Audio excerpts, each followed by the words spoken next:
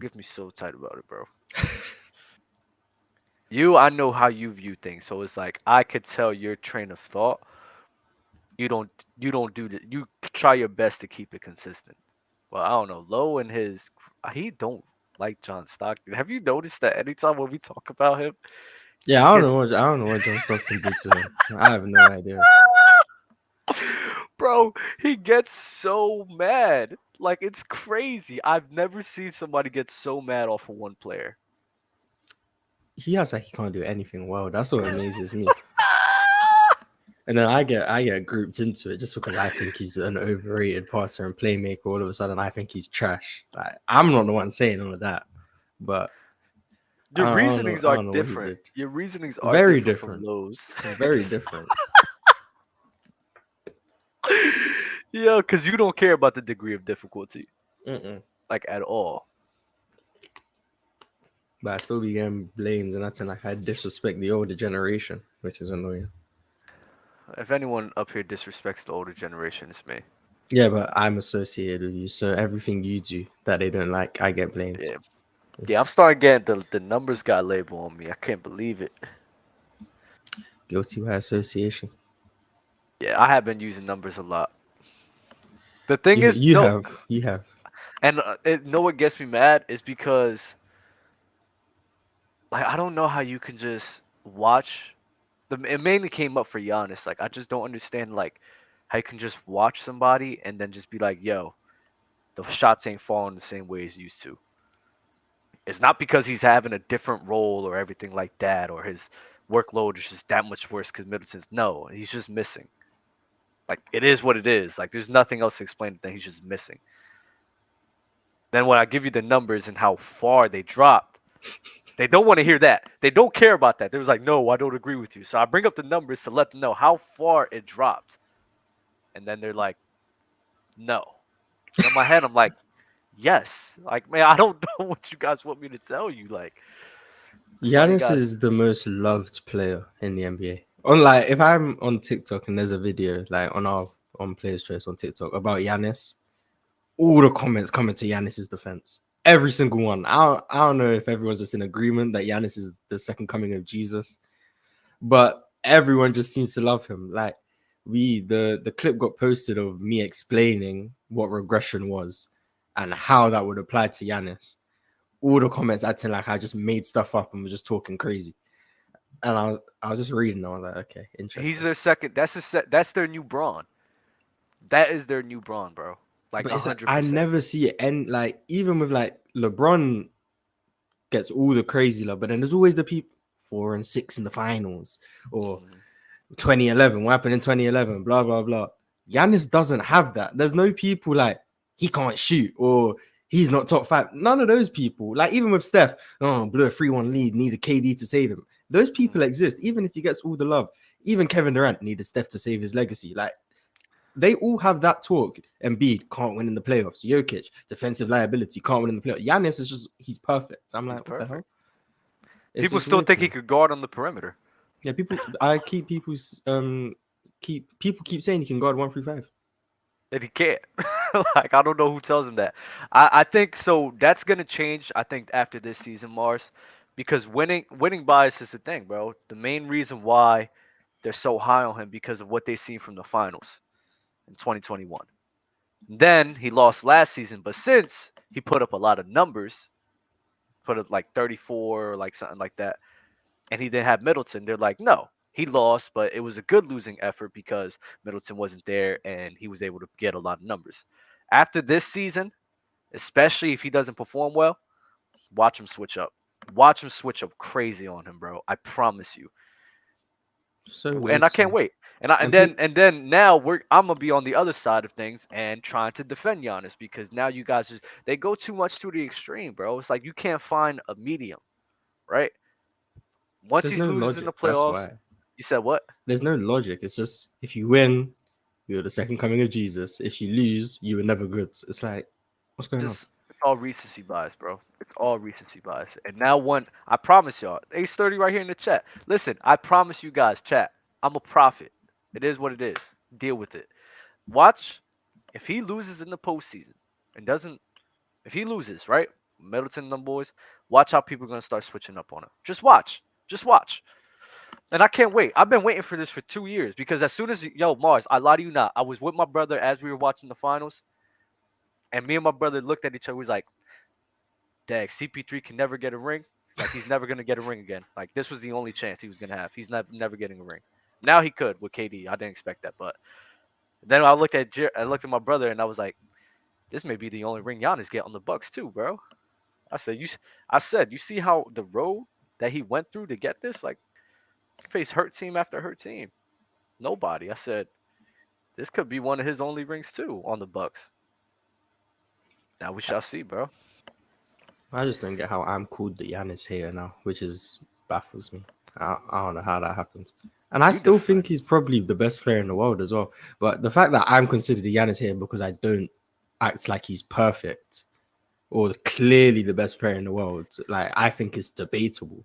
But Mm-hmm. I still probably think he's the best.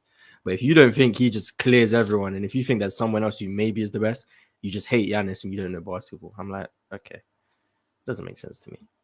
And people would be like, "Oh, Dub hates Giannis." I love Giannis actually. I love him. He's one of my favorite players, and I forgot to say that in my favorite players list. He's one of my favorite players. I just I have to be honest. Shaq's one of my favorite players too, and I came on this show talking crap about Shaq. It is what it is. Like I could love somebody and be honest about who they are. That's what y'all want, right? Y'all want objectivity, right? When we have an honest opinion regardless of how we feel. I could love people and still criticize their game. I love Jimmy, but y'all be dragging it with Jimmy a little bit too. And I be like, yo, come on, bro. Like you guys is crazy. I I grew up hating Kevin Durant. I hope everyone knows this. I grew up hating Kevin Durant. I did not like KD at all. I still don't like him like that. I still think the move he made to Golden State was fucking annoying. But his game is crazy. KD's the goat, man. KD's a goat. Made it Oh made yeah, it so plug and easy play. for me. Made it so easy for me to bandwagon to Golden State. But yeah, plug and play, top six all time. Yo, I'm Fact. so close to like I'm so close to I was on Dub's World the other night, right? And I had a epiphany. And I was like, yo, before I came here, bro, I'm not gonna hold you. I was one of those hezzy tween guys, bro. I still am. I still am to an extent. Oh, Like you're 100% hesitant. I'm like I'll be looking at it and I'm like, because we were talking about LeBron and his scoring, right? I'm Mm. like, if we had this conversation, remember that conversation? I'm in my head. I'm like, this dude ain't top 10. I'm like, I'm like, he's not. He's not top. He's not a three-level scorer. You don't. His mid-range game ain't polished like a lot of other people. His three-point shot is still streaky. I'm like this guy's. He's not up there. Like, what are we talking about? Like, this ain't it. Like, what are you guys talking? The whole playoff translation and everything in my head. I'm like, I don't care. I don't. I don't care.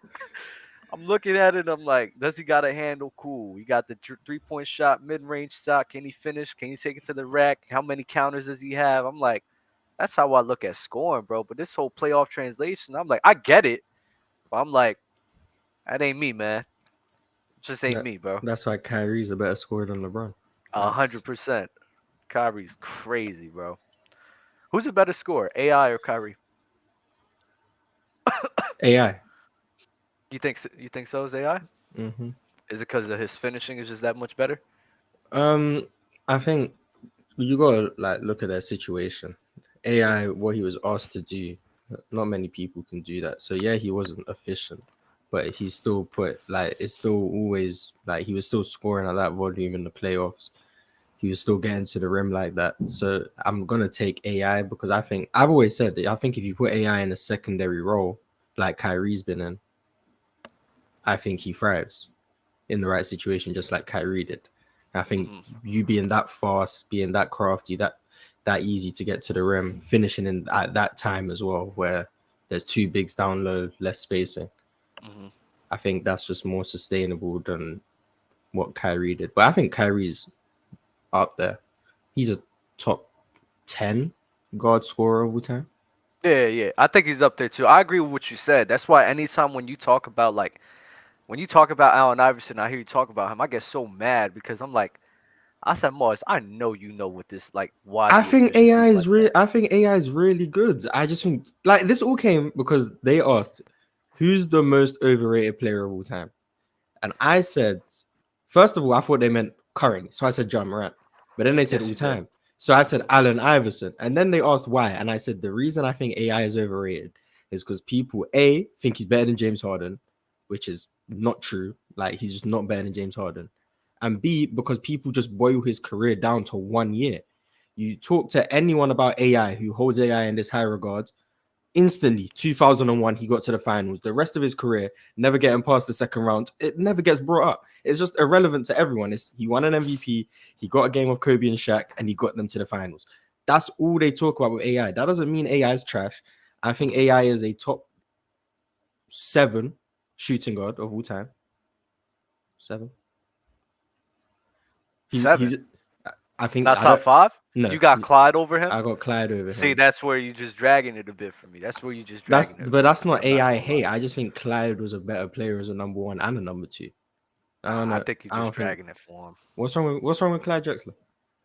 I just think Allen Iverson and I guess the defense, Clyde can have him, but as a scorer, I think offensively, Allen Iverson clears him, right? I think Mm-hmm. if Allen Iverson had the pieces necessary to be efficient, we this efficiency arguments that we have with AI wouldn't be a thing. Like in today's day, right? AI would go on a crazy tear in today's game because, bro, nobody's stopping him. The amount of spacing that we have, people forget the Sixers were one of the worst spaced out teams in the worst spacing era. Like, what do you want this man to do? And when Lowe was like, "Oh, what about other guys like T Mac and like Melo and Kobe, who they had around?" T Mac had guys on his. Thank you, JD. I forgot about that. He's such a guy. T Mac had at least some 3 point shooters on his team. Like I think Daryl Armstrong was there, 3 point shooter. And I never had somebody like that until like Kyle Korver came along. And I think T Mac had somebody else on his team. I don't remember all the names. I checked it a while ago, but all I'm saying is, how am I gonna crucify somebody's efficiency when I understand you was in one of the worst spaced out teams and one of the worst spaced out eras. I just can't do it. I just can't do it, Mars. I just can't. I do think like looking at his efficiency just as for what it is, I understand like there's context behind it. I don't think AI was just an efficient player anyway.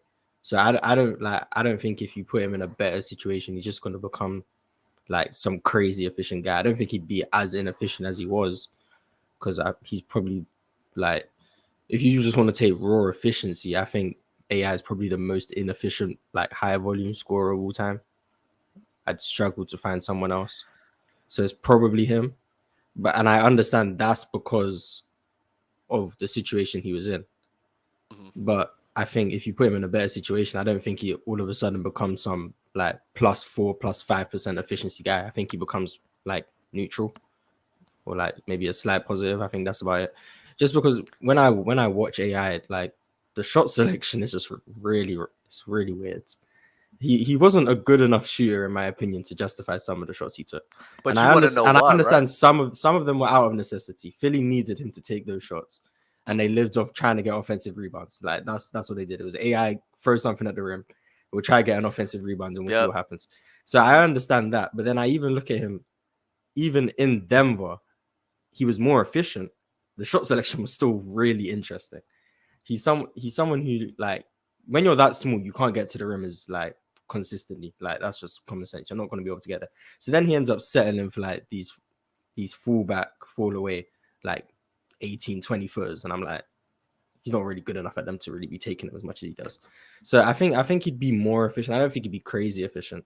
The thing I'm about not AI, saying that either. yeah, the thing about AI for me is just I think like the people who there's someone in the Discord, I think you know about him.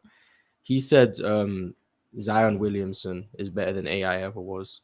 He said Bradley Oh my Beal is better God, than AI ever was. He said Klay Thompson is better than AI ever was. that's so crazy. he has like AI like not top 90 or something. I was like, okay.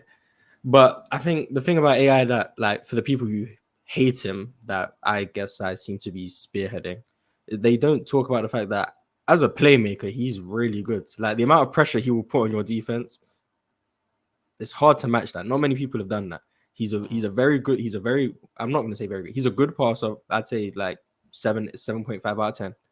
Makes very good passing reads when he's actually not just focused on the rim. Like he has a lot of good qualities. I just think the scoring part of him gets slightly overblown because A, 2001, and B, because of how much he had to score in Philly. I think if you put him in a different situation, he's not going to have to score that much. But Where do you he's rank? Who's Mhm. better offensively, Clyde or AI? um French Montana off, which is crazy. to wait, so to build around or to plug it into my system? No, you said all. No, just offensively. I think I think I'd rather have Clyde. Offensively? Yeah. Why? Because I think what Clyde can provide for me is in terms of someone who has a better outside shot. I think AI was a better playmaker, but I think Clyde was a better passer. I think Clyde has probably just as much rim pressure. I think he has a more sustainable outside shot. I think both of them are great off the ball, but I think I'm going to give Clyde the edge in that aspect as well. And then I'm looking at He had a how better outside shot. yeah, Clyde had a better outside shot than Like Allen mid. Iverson. Are you talking about 3 point or just mid range? Anything outside? Anything outside. So mid range, free throw, Because I think 3 the point. three is like. I'm not gonna lie. Clyde, I no, think the three is like a wash. Clyde couldn't really shoot the free like that. Yeah. The people who think Clyde could shoot the free is just because they heard people say that Clyde was MJ with a 3 point shot. No, he couldn't shoot the free like that. Okay. Cool. Cool. But I think he still had a better outside shot. I think he was a better passer. I think he was a better off ball player. Um, and I think the rim pressure, even though I'm going to give AI the edge, I think Clyde has that to a very high degree as well. Plus him being able to finish above the rim more than AI. I mean, I think that helps as well. Mhm. But I'm not gonna. I think the offense is like really close, and I don't think Clyde clears AI as a player at all. I think defensively, Clyde is a much better player, but I don't think he was a great defender either. So, like, they're not far off. I just have Clyde slightly above. But the thing that confuses me is the people who say AI is top five because he made it to the finals in 2001, blah, blah, blah. Clyde made it twice. As the best player on his team, Clyde made it twice. And for some reason, that just gets ignored. I know his team wasn't as bad as the Philadelphia 76ers, but he made it twice. In 1990 and 1992, Clyde Drexler was the best player on the team that went to the finals. But for some reason, based on their logic, it's still ridiculous to have Clyde over AI. That's what I don't Well, understand. it's because Clyde Drexler just had the better team though. That's why. That's Offensively, the he main had the thing. better team. Offensively, he had the better team. Yeah, but I mean that helps. That helps with No, his efficiency too. I agree it helps, but I just don't like when we look at how good a team is, we seem to only look at how good their offense is. That Philadelphia team was a fantastic defensive team.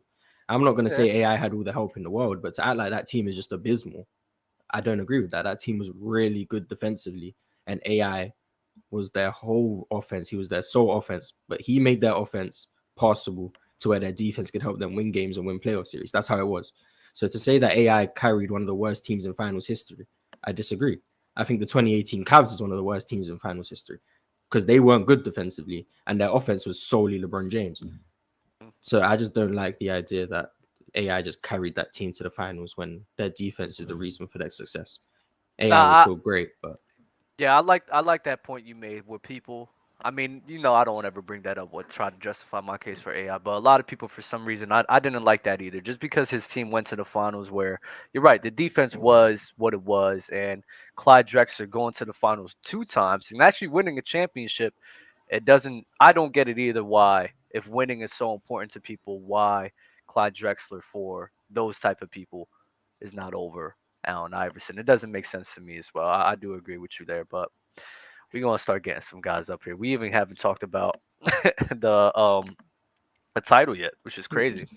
this was an interesting title. I don't know why you came up with this, but I didn't know what to talk about, bro. I'm not even gonna hold you. Like, I hope you know, bro. A lot of times, bro, I think about it on the spot. It's yeah, like screw it. we don't have ideas, but the higher ups have said we have to come up with titles because it makes you guys watch the videos.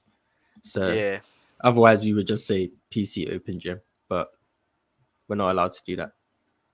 yeah, we're So not allowed to. So it's like screw it. Uh, somebody just asked me whose defense was better, the Sixers or 2011 Mavs. I think that's a very good question because I'm not sure. are we saying in the playoffs or for the whole season and the playoffs? I'm thinking about it both. I think Philly had a better defense. What about in the playoffs? You know what? I probably still think Philly had a better defense, but I think it's close. I think it's a conversation. But that Philly defense was really good. That Mavs defense was really good. It was. It was. But they needed LeBron. You know what? Uh, I don't know. Let me think about it. I got to think about that. I think that's close. Let me see how they did against Kobe and Shaq real quick, bro. Let me see. I got Kobe and Shaq just be killing people, bro. But even then, like I look at LeBron James really wetting the bed in 2011. Not really the defense doing anything crazy. He just wet the bed. But that defense was still good though. I'm gonna go with the Sixers. I'll go with the Sixers. But 2011 Mavs is right there next to them. You got ice cream coming? I do. Nice. Yeah, I want to let everybody know it's new people only today. I gotta let new people up here, and we just gotta keep it going, bro. Gotta get show some new love, man. New faces. Drop the StreamYard link in the chat right now. Let me read off some super chats real quick. Shout out to the NBA player Ticket brought on. He thought he was gonna be on his side. Crying emoji. That was hilarious. I'm not even gonna hold you. And he was awesome. Christopher D. Victor and your mama. I'd like to see him on the Pacers, Charlotte, or Detroit. I don't think the Pacers would be able to get him. Such a hater, I swear. It's crazy. Like we all know he's coming to Houston. Like I don't know why we're doing this right now. Houston? You really think it's He's, gonna be Houston? he's coming to Houston. Like Jalen Green and Victor Wembanyama. It's in the stars. That's the new Kobe and Shaq.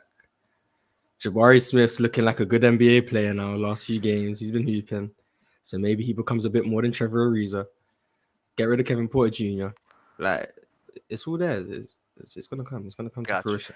Please show your camera. We've been having a troll recently, and he he pulled up the Doves World. You remember that dude that screamed on the mic? Mm-hmm. Bro, he did it again. I'm like, bro, people are so weird. Like, get a life, bro. What's good, fam? How you doing, Brody? Good. How y'all doing? Chilling, bro. So yeah, what do you think is a good landing spot for Victor? I'm not gonna lie, I'm gonna keep saying it. Man, San Antonio, bro. It is what it is. San Antonio. I think I'm low key with Mars on this. I think you should. I think Houston. I'm not even gonna hold you, Dub. Like, can y'all hear me? Yes, sir. I hear you, bro. I got a question, cause like, do y'all hear the talk around like AD? AD. What's the talk around AD? How he, anytime it's brung up, they don't talk about how good of a player he is. My bad. There's ice cream outside Mars' house. What we about to say, bro? I might have to get one. I'm not gonna lie. Go ahead. They talk about how they don't talk about how good of a player he is. I'm not getting one. I'm not getting one. I thought you was really going. That was crazy. My bad, Gamble. What was you saying, Brody? But yeah, they don't talk about how good of a player he is. They talk about how he's injured all the time. So it's like, where do y'all think he is in the NBA right now as like a player? Top 10. I got him like 8. I got him 8. Yeah. I think he's better than Kawhi. Yeah, I don't know. Yeah, I don't know about that. I have Kawhi 7. It's between him and AD for 8. I'm not gonna lie. When they're healthy, I think Kawhi's just a better basketball player. That's fine, but if people are gonna criticize AD for his health, like you got of course, Kawhi Leonard too. So he got come off too. Like, come on now. I think some people overrate AD. Like I talked to a lot of people saying he's like top 5 or like top 3, and I'm like, you don't think he has an argument for top 5? Well, I mean, I don't think he has had an argument for the past like 3 years. I mean, who? Since the bubble, yeah. I mean, he had an argument. He had argument 2021. It's just he got hurt. Well, yeah, I'm just. But top 5 now. I mean, who are you kicking out?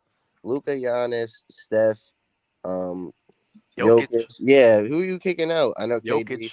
Steph, Jokic. No, I'm not taking AD over Jokic, but I think AD. I think the highest you can be is 7. I'm not taking him over Embiid, Steph, Giannis, Jokic, Luka. KD. Oh, KD. Yeah, like I don't know, maybe like 7 or 8. Yeah, I think he's better than LeBron right now. Yes. Yeah. Who? Pretty AD? clearly. I've been saying the whole year. I think AD is the best player in the Lakers. Yeah. I'm not gonna hold y'all, bro. Yeah, his highest dub is like 7. I'm gonna keep it a whole bunch. LeBron. I still got LeBron over him, bro. I don't care. Wow. So where do you have LeBron? Probably like 6, 7. Where y'all have AD is where I have LeBron, but then AD's right under him. I got Bron at like 10. Yeah. Got Bron at 10?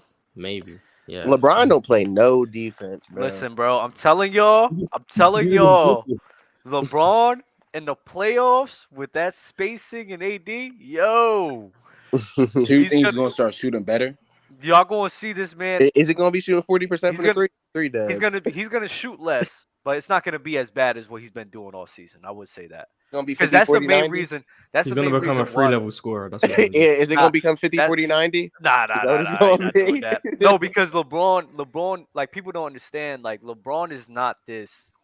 If he's the best 3-point shooter of your team, that's not sustainable for him. So that's why his percentages went so low. It's not because he's not capable. It's just him as a responsibility of being the best 3-point shooter of the team. That's never been him. So of course his percentages is gonna be that low. Now you got Malik Beasley and D'Lo there to take that load off. He'll give you like 4 or 3, like 4 threes in a game, or maybe 5, and then he'll make 2 or 3 of them Johns. Yeah, that'll be him. That'll be him in the playoffs for sure. And the defense, he'll step up defensively, bro. I keep telling you, Mars, when he see that he got a winning opportunity, that boy, he put the juice. Oh. But I have a question. What do you guys think? Sorry. What do you guys think that keep AD from being in that top 5 range? No, I don't. I just think that there's like 5 to 6 players that's just better than him. I don't think he's. I just don't think he's a player who can create his own shot on an elite level. You know what I mean? Like I just think Giannis, Jokic, Steph, Luka, Embiid, KD. I just think they're all just better basketball players. They're all number ones as well. They're all number 1 options. Yeah, and that too. I mean, you don't think AD is the number 1 option? I just don't think he has enough shot creation to be the number 1 option. Nearly every single number 1 option championship team has enough shot creating to have like around 18, 19 points, not unassisted, but like created by themselves. Half of AD's shots are created off offensive rebounds or lobs or taking or mismatches rather than just creating a shot by himself. Do you think in 2018 AD was the number 1 option? Yeah, on the 8th team. Yeah, he was in New Orleans. Yeah. Yeah. Do you think that team was? You think he's that much worse than he was in 2018? I don't think so. But he's tiny bit worse. Tiny bit, but my he was thing going is, crazy that year. Do you think in 2018 with Boogie and AD that was a championship caliber team? No. Yeah.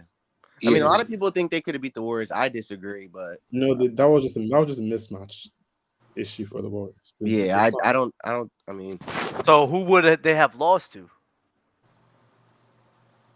I'd say they'd rather lose the Rockets. They would have lost to the Rockets. Boogie get in the pick and roll with James Harden. No. But then who's down low holding AD and Boogie? Clint Capella. You don't like Clint Capella, though. Clint Capella. AD and Boogie would have had a field day, bro. No, PJ Tucker be looking up. That's what we have. Okay, all right. Let's cut it out. All right. The best player in that series, so it's between them. Who? You said James Harden's the best player in the series? Not series, yeah, I think so. 2018. I think AD creates though. It just doesn't like. I don't know. I think AD and Harden is a debate, but I think he created more. Like 2020 AD, I think is better than this AD. Like if you said if we had 2020 AD today, there's a legitimate argument if he's top 5. In my opinion. But he's not that anymore. But that's not who he, bro. In the bubble, he shot like what 40% from the 3 or something. That's not AD. That's not AD though. I know. That's the AD you need to have to put him in the top 5. That's what I'm saying. Exactly. Like that's not Anthony Davis. Incredible for some reason. I don't know why. Nah, I just think But one of the points you said about AD was his creation. Like it's good, but I'm saying AD creates. I think he's a good post player. Like he can do it. But I don't think creating from the post in 2023 is as valuable as creating from the wing or the guard spot. So what does Embiid do? I think that's Embiid's problem. That's why Embiid's not isn't a top 2, top 3 player. I'd rather have someone like Luka Doncic. I don't think he is either. I'd rather have someone because, for example, if Embiid gets double, what does he do? He shits himself. There's a reason why Embiid. No, I think Embiid's like my favorite players. Embiid doesn't post up anymore. He said actually in an interview earlier this year he doesn't like to post up because he doesn't like getting double teamed. Mm-hmm. He gets the ball in mid range because that way it's harder to double team him. If you double team Luka Doncic, he's gonna have options. There's 30 assists in the game for him. So Dub, you think Jokic is in the top 5 player? For me? Yeah. Because you said you're kicking him out if you put Anthony Davis in there. I was just playing around. Oh, okay. But Jokic, I think Jokic would be because I'll have. You got him at 5th. I think I have him around 5th because I'm not gonna lie. I'm turning around to Jokic. I would have Jokic over Embiid. Okay. Thank you. I'll have KD, Giannis, Steph, Luka, okay. And then you have like Jokic and Embiid right there, and then LeBron. Okay. Don't y'all think Embiid get overrated on defense? Because every time, yes, he does. Yes, he does. And you know what? I'm glad you brought. I am so glad you brought 100%. that up. You want to know why people do that? Because number one, Embiid, and I'm not trying to say like Embiid's a good defender. I'm not gonna say he's not great, but y'all overhype it just so that y'all could provide a case for him being better than MVP, Jokic. Right? Exactly. Yeah, that's the only reason that people do that. Jokic is a good defender, to be honest. So the point still stands. You said who's a good defender? I'm saying when you still compare him to Jokic on any level, he's still at the GOAT. That's defender. fair, but when you look at just complete like basketball, the thing with Embiid is that if he's playing 100%, he's one of the best defenders in the league. But he takes every other possession off because he's tired. Yes, but he averages 34 points a game, so you kind of have to be like, okay, that's fair enough. I just don't like how some people try to use like defensive rating to like boost Embiid's defense up. Because if that's the case, we could just say Rudy Gobert is like the best defender ever. He has the best box for plus defensive box score rating in the NBA this year. Oh, you see that? You see that stat? He's been like top 4 like the last 4 years. So who are you talking about? Crazy. Wait, what does that? Yeah, Jokic. Yeah, exactly. The defensive the box. Mars, explain it real quick. Oh Jesus. It takes like your box score defensive production, so like steals, blocks, rebounds, deflections, and stuff. Then uses that versus the change in your team's defensive box score when you're off the court. And then it will do that per 100 possessions to see how much impact you're making defensively. So like if your team gets less rebounds while you're off the court than they do while you're on the court, they get less deflections, less steals, blah, blah, blah. They'll view that as your big defensive plus for them. He has good hands. He has great hands. Like probably honestly the best in the NBA. Probably. I don't like the idea that I don't think Jokic is a clear negative defensively in the regular season. I think he is. In the regular season, I don't think he's a clear negative. In the playoffs, people not trying like that. Though. I agree. It's probably because people aren't going to attack him all the time. In the playoffs, he's a clear negative. In the regular season, I think you could argue he's with that pick and roll defense. Every center who plays like him, none of them ever play 30, 40 minutes a game. Like when you have defenders like obviously not as bad as Nurkic, but defenders who are slow-footed, they're only in for 10, 12 minutes a game. The issue with Denver is he has to play 40 minutes a game because he's one of the best players in the world. So that kind of negates his impact. I think. The backup is DeAndre Jordan and Thomas Bryant. I mean, But do y'all think it's crazy to say Jokic? Oh my God. Do y'all think it's crazy to say Jokic is the best player in the NBA? No, I think it's crazy. I don't think it's crazy at all, to be honest. Jokic is just different, bro.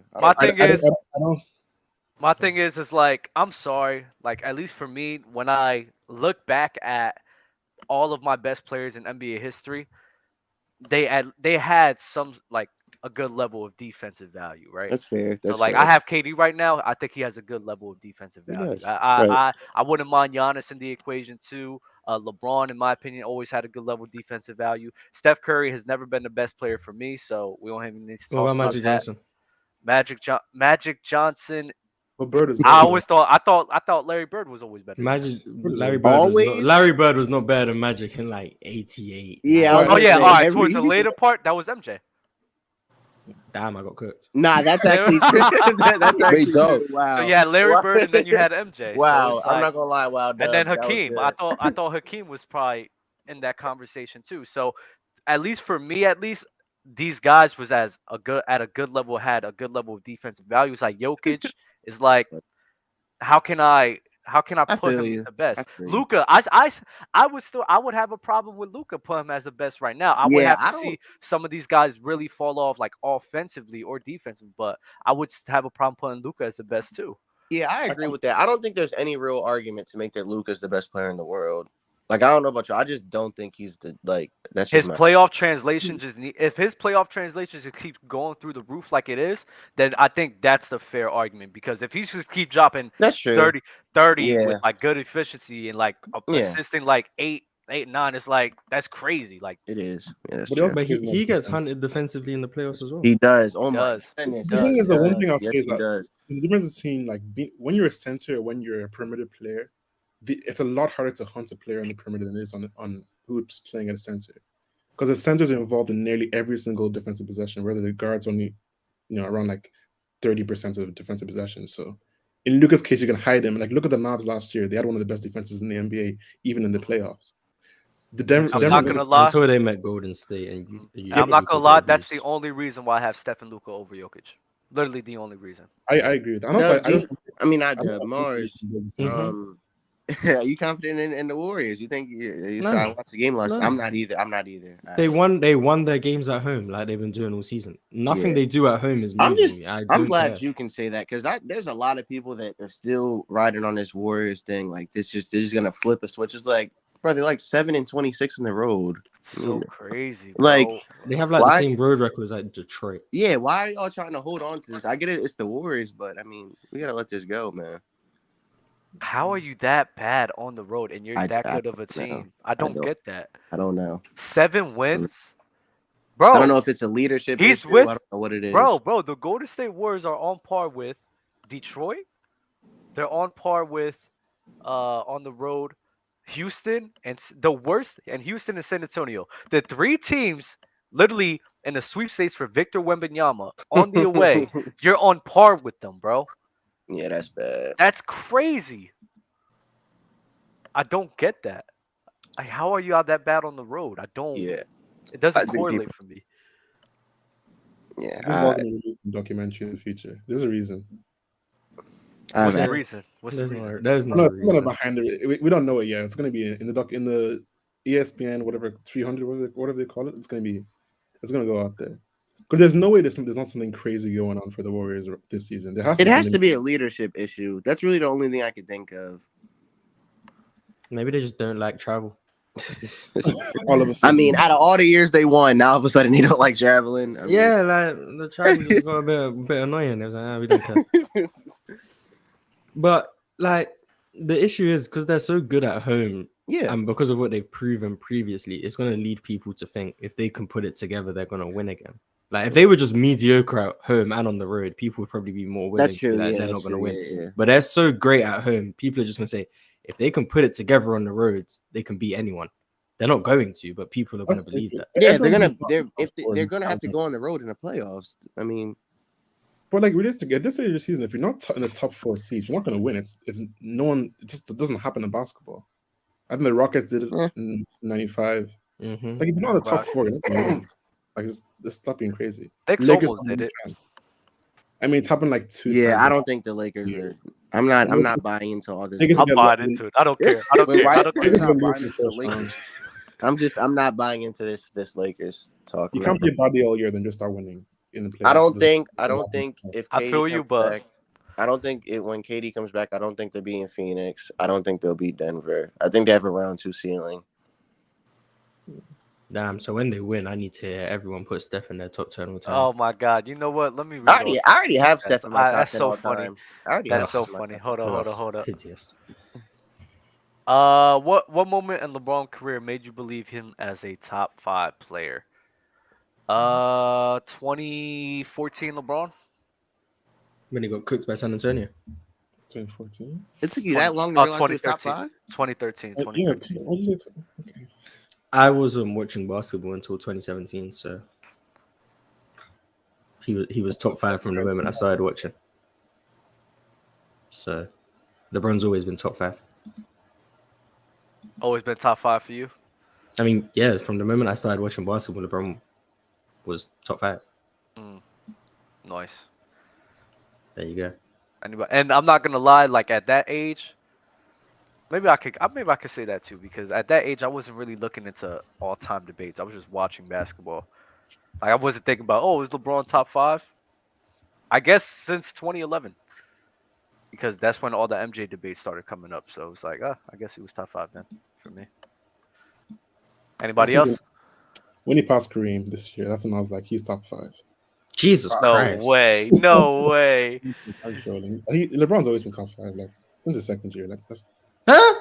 Second year is crazy. He was always going. He's always going. I mean, like he was always going to be top 5. I mean, since the second year, obviously, top 5. I'll say probably like 2013. Fire. Gamble? Yeah, probably 2013, around there. He was probably top 5. The year where KD was the best in the world. Interesting. The year when KD was the best in the world is nuts. Yeah, don't blame me. Just blame the video we put out. KD was never the best in the world, so. No, he was the best in 2013. It's on the video on our channel. Whoa. We don't have to do that. Remember, I'm sending a link for all the new guests, bro. So keep that in mind.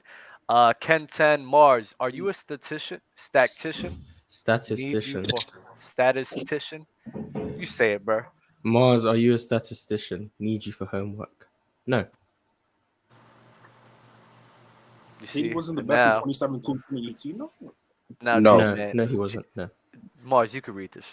Dub gets an L for reading super chats like a chore instead of answering them. That being said, with all the new injuries, what's the updated list for contenders? Also, if Wiggins comes back, does Golden State have a shot? No, the list of contenders is Denver, Philly, Milwaukee, Boston, and Phoenix, and W and L. Does Wiggins come back? I mean, no, they don't. No. It's crazy, G-man. And I think he wanted to say it like a whore. No. Not sure. Yeah. You gotta read in between the lines, man.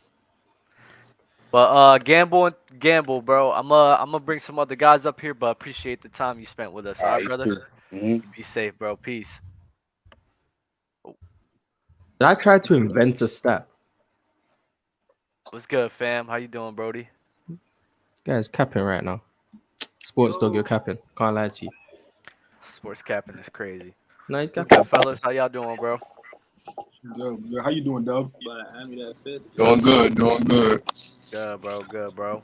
What you guys got to say today, man?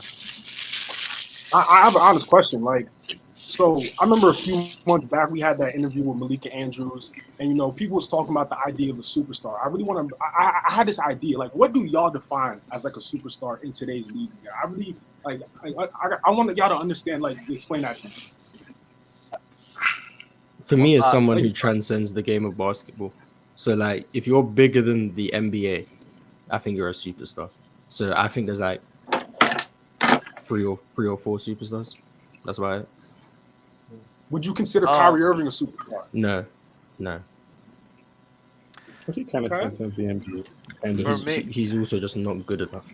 Like you could argue someone like Lonzo when he came in was transcending the NBA. He just wasn't good enough. So you have to be that good and transcend the NBA. So Kyrie, no. Steph, LeBron, and then maybe KD, maybe Giannis. That's why. Maybe KD? Maybe KD is ridiculous. Yeah. That's kind of crazy. I mean, for your maybe Kevin Durant. Mars, my question is, why would you use the exact definition for skill set and playmaking, but not the exact definition for superstar? What is the exact definition of superstar? Somebody whose talent level is extremely high, at the same time is able to draw a large crowd. I'm gonna read the exact definition for you right now. Give me 1 second. But is it an NBA definition? If it's not an NBA definition, it's not a real definition in this country. The NBA definition is just made up by what people believe. Yeah, exactly. There is no definition then. That's what I'm saying, but Mars likes going by. It's like me looking at the definition of traveling. Mars likes going by exact definition. So it's a high-profile and extremely successful performer or athlete. Okay, so what does define high profile? That's box office. It's box office. So if I said someone who transcends basketball, would that not be high profile? No. I think it goes into it as well. But then the main reason I think there's 3 or 4 superstars. No. The main reason why I brought that up because you playing at a high level. Let me read it again. Successful, extremely successful performer or athlete, and being high profile. I think Damian Lillard is successful. I think Kyrie's successful. I think AD's successful. I think Kawhi is successful. I think James Harden is a guy who's been successful. And since they're both high profile, they would be an athlete. I mean, they are athletes. I mean, yeah. they would be a superstar. I don't think they're high profile enough. Wait, Mars, what were the 3 or 4 that you said were they're not high. Oh, yeah, because you're worldwide, right? Is that why? LeBron, Steph, Giannis, KD is the 4 I said, and then I think you'd say maybe Luka. But I think it's those 4. For your definition, that makes sense, but I have a completely definition for a superstar. Like in my mind, I think there's two. I think there's 2 definitions that a lot of people lean on. The one definition that I always talk about, I mean, if you like one of those like high profile guys like a Kyrie, I think Chris Paul, James Harden, Melo, like even though these guys aren't playing like a superstar, what they've done in their careers and they're a high profile guy, they're superstars in my opinion. They'll always be superstars. You playing at a superstar level is like, all right, are you playing at a top 5 and like top 10 caliber level in the NBA? Right? But like, wait, this nigga didn't mention. Yeah, he didn't mention any of the 3 top MVP candidates. So like, are they not superstars? He didn't say. No, I said Giannis. I said Giannis. You didn't say Embiid or Jokic. So are they not superstars? No. Oh, they're worldwide too. They're international. That doesn't make them worldwide. They're not worldwide. No, Jokic might be in Serbia, sure, but worldwide. I don't think Embiid is traveling around. Like you can they can play at superstar levels. I think Kawhi has played at a superstar level. I don't think he's a superstar. Same thing with yeah, that's what I was saying. I was saying for your definition, it does make sense, but for you, it's just LeBron, Steph, and Luka. LeBron, right? Steph, Giannis, KD. But it's kind of disingenuous though, because we were talking about stupid superstars. We're obviously talking about basketball production. Because no one's going to argue, who has more fans in this country? Well, people use the word superstar. I'm just using how I define the word superstar. But okay, I don't understand using the word super. It's dumb to me to define NBA players as superstar, star, all-star. Like it's weird. Just but talking about the context of the basketball. It doesn't just say how good the top 5, top 10, top 15. That's what you have to do. You don't need to do superstar. It's weird. It's just a name. Yeah, and I use the name how I define the words. I don't need to change it for NBA. If you think superstars are superstars. If you think about like a superstar, winning as like how many are there? You bring up teams.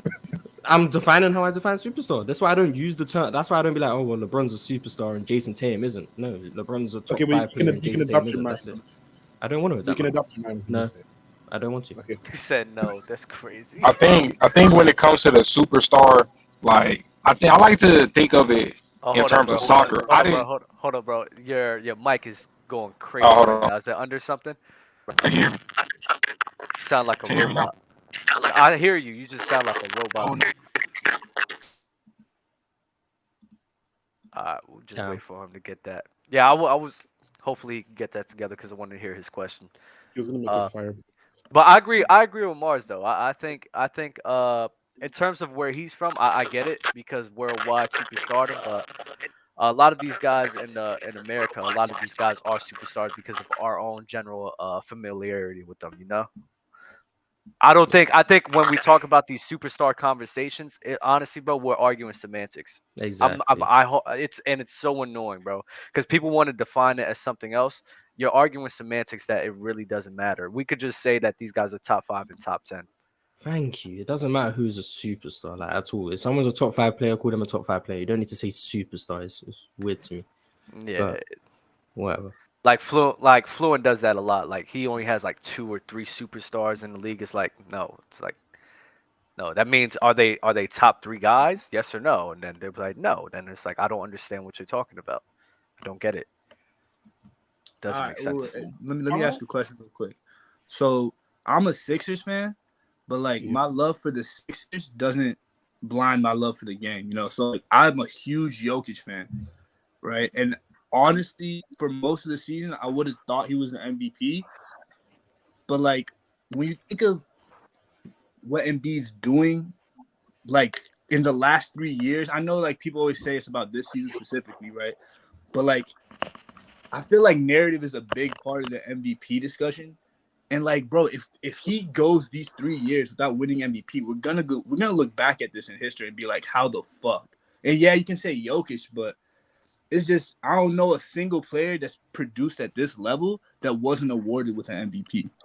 Like the shit he's doing is nuts. And I don't know if y'all allow cursing on here, but like not too much. I'm not mad at it. Where? Nah, but I just go on. No, I was just saying it's just like he's doing shit that we literally haven't seen before. Yeah, Jokic is doing shit we haven't seen before. So like I don't know. I'm not trying to take anything away from the guy, but it's just isn't the comparison almost unfair due to the play styles too? Like Jokic is a center, but like he's not. He's literally playing point guard out there, and like you're comparing a point guard to a traditional center, and like if you look at the stats and the advanced metrics, a point guard almost 10 times out of 10 is gonna be better than a center. You know what I mean? Point guard almost 10 times out of 10 is gonna be better than a center. And I would in the sense of like producing for your team. You have is that the impact you have on a team, like.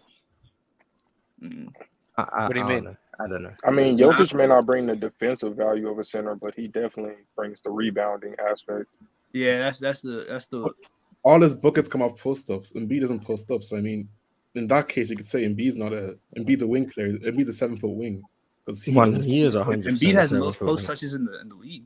Not bad. He doesn't score from the post. He does. It's just he likes playing. On the post. He passes the ball back out, gets the ball top of the key, and because once he sees a double, he passes it all the time, which is crazy. Nearly all of Jokic's buckets are a touch, little soft floater over backing up a defender and scoring. I mean, most of Embiid points because I watched damn near every Sixers game. It's ISO. It's ISO ball. It's ISO. Nah, but I'm saying like he posts up. He might hit a couple like crossover jab steps, like step back, but it's mostly post ups. Maybe you probably watch more, but from what I see and what I've heard him say is that nearly all of his buckets, all his offense is centered around the nail, is what he said, and the elbow. Do you guys think this MVP race is similar to the Nash and Kobe one in the sense of Nash's impact? Kobe not touching that, but like Kobe's basketball play is just. Like when you're watching it, he just looks like the best player in the NBA. You know what I mean? No, I think it's more similar to the 2007 MVP race where Nash was on track to win a third straight, but then they realized if they gave Nash a third straight, it would look egregious that Steve Nash is the first player to win 3 in a row. So even though he had his best season of his career in 2007, they couldn't give him his third straight MVP, so they gave it to Dirk. And I think if Embiid wins it, it's going to be the same reason. They can't give Jokic the third straight MVP knowing how prestigious that is. So even if Joel Embiid might be slightly less deserving, or even if Jokic is better than he was last year, they're going to give it to someone else. I think 2007 is more comparable because Kobe was just better than Nash. Whereas I don't think you could just say Embiid is just better than.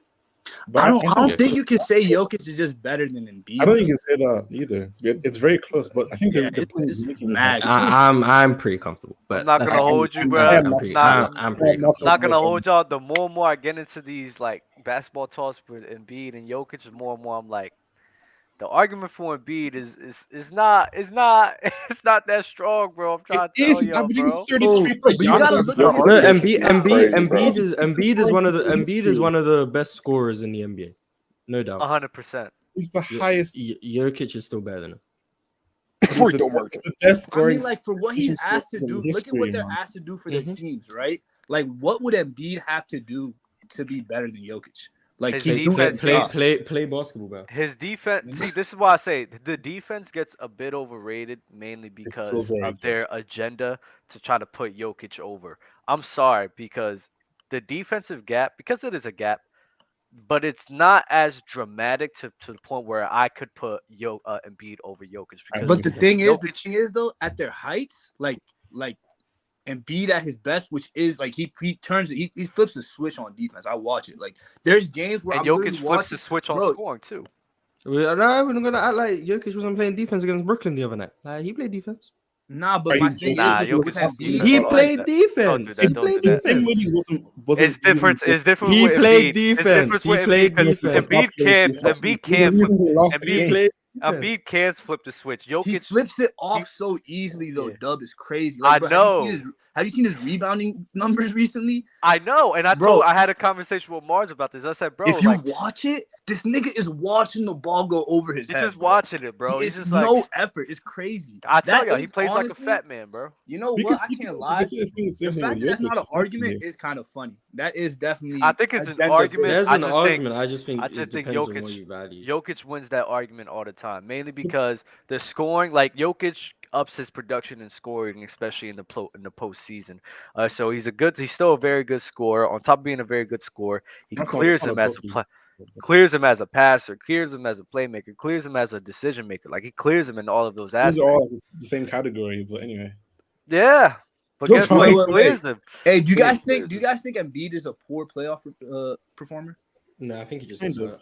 Yeah, he's decent. Because I was gonna say he's only had like 2 playoffs, realistically. Bro, watching this nigga get his face broke right after we go into the second round, bro. It's I felt so bad. His healthiest year. It's crazy. And what happens when he came back in game 3 and 4?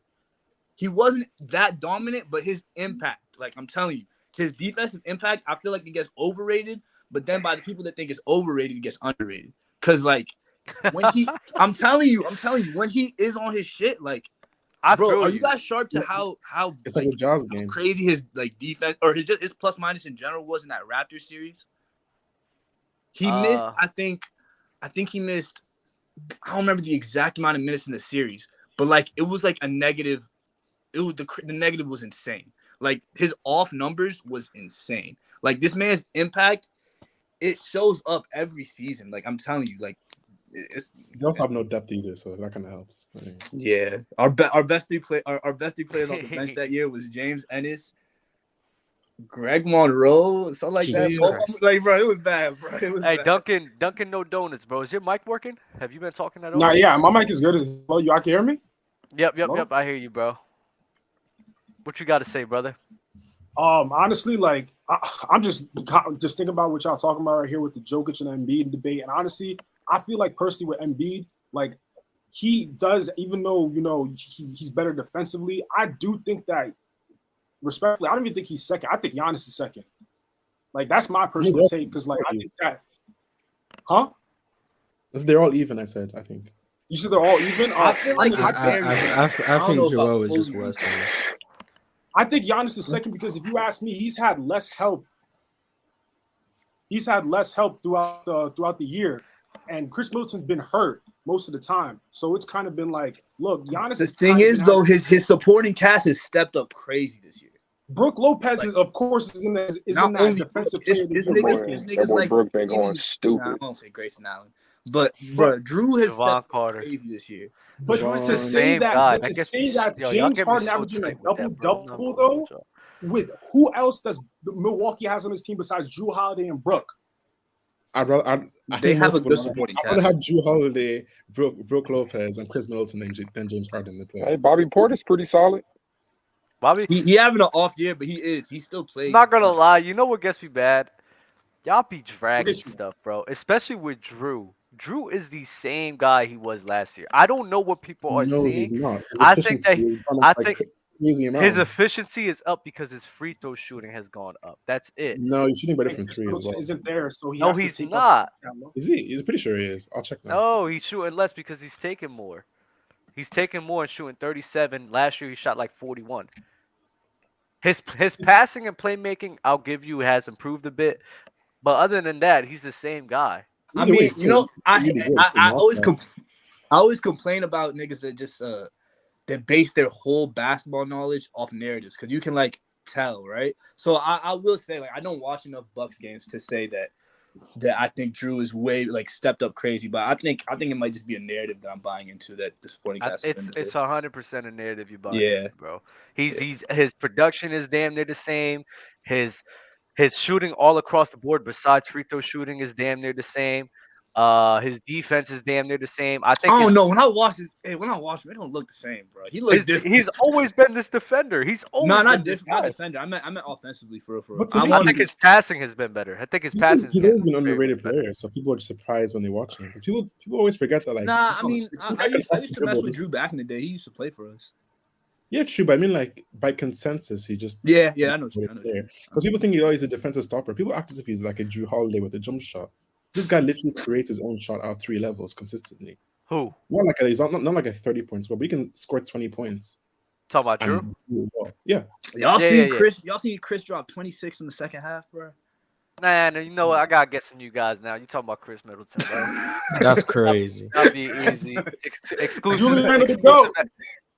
Y'all head out. Before I head out, I wanna. Excellent. You good. Excellent. You good because you had some issues and everything, so don't worry about that, bro. All right, for sure. My bad, Tony. You were saying something? I didn't hear you. I was saying Wembanyama is better than Giannis just because his name is in the title. So that's crazy. That's not that crazy. He might become better than Giannis. You think so? He might. His ceiling is higher than Giannis. Oh man, I'm not sure. What are we talking about? Well, we were just talking about Wembanyama, but we don't have to. Oh yeah. No. Yo, what up? Yo, not that good? I want to see that man land in Orlando. No, you don't. No, you don't. I want to see that. I want to see that all giant. Oh man, I want to see. Bro, that is an AIDS lineup if that happens, bro. Hey, the answer is Houston. Any other answer is wrong. No, dude, dude. You want him in purgatory? The answer is Houston. You want that man in purgatory, no, bro? That he's is going nasty. to go to Houston. That's the best. Why? Place He's not going. Give me 1 second, fellas. I got 4 super chats to get off. Doubt the Warriors thing is a leadership issue from Aaron Miss Jones. Shout out to you, my guy. That punch. That punch. That punch? Yeah, that punch. Draymond punch. Yep. Oh, agreed. yeah. Agreed. Well, which point guards do you guys have above Steph? Magic Johnson. Nobody. That too. That could work. Nobody. LeBron. Hey, No. hey, Ayo Dub, 89 Jordan because he played point guard. 89 Jordan. Why not? Let's just say anything. Let's just say anything now. Let's just say anything. Who else can we say? Who else? Rod Strickland. Let's say anybody. Yeah, let's say anybody. In 2004, Kevin Garnett was sharing point guard minutes. Oh my God. Oh shit. Yo, pack me up, yo. Pack me up. Pack me up, yo. Not ridiculous. Well, if we're gonna go down this rabbit hole, is Steph really a point guard? Yeah, he's a point guard. He developed into one. Let's be for real. Let's be for real. He developed into a point guard. He was a 2 guard masquerading as a 1. Davison had the ball in his hand a lot. If you noticed, his ball handling was not elite. It was not elite. That's why Draymond Green was a blessing in disguise because his playmaking can offset. Because remember, Steph was a high turnover player. He was losing the ball a lot. The way that Jordan Poole was losing the ball, he was losing the ball a lot. And it was due to the fact that he was a smaller player. He was a little bit reckless with his handling. His handling wasn't tight the way that it is now. Now you can say he's a point guard because he can pass. He sees his reads. He does. He can. I think he was always a point guard. I thought he was like that for a while. He was a point guard. Steph. With Mark Jackson, he played point guard. Like he played point guard, but he wasn't efficient. I wouldn't say he was efficient. I would say Steph's always been like a 3 turnover a game guy. Like that's always been like a lot of guys are 3 turnover a game guys. His whole career. No. It's not.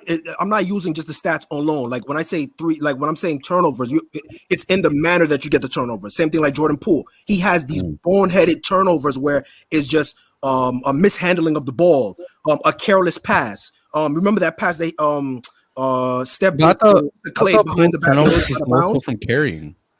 I thought Poole's turnovers were more so from like carrying, like poor ball handling. It counts as poor ball handling. It's in the same. It's in the same aspect. Steph's ball handling, it was good. I'm not saying it was not good. What I'm saying was that it wasn't elite to the way that it is now. He is a way sharper ball handler than he was when he first got to the league.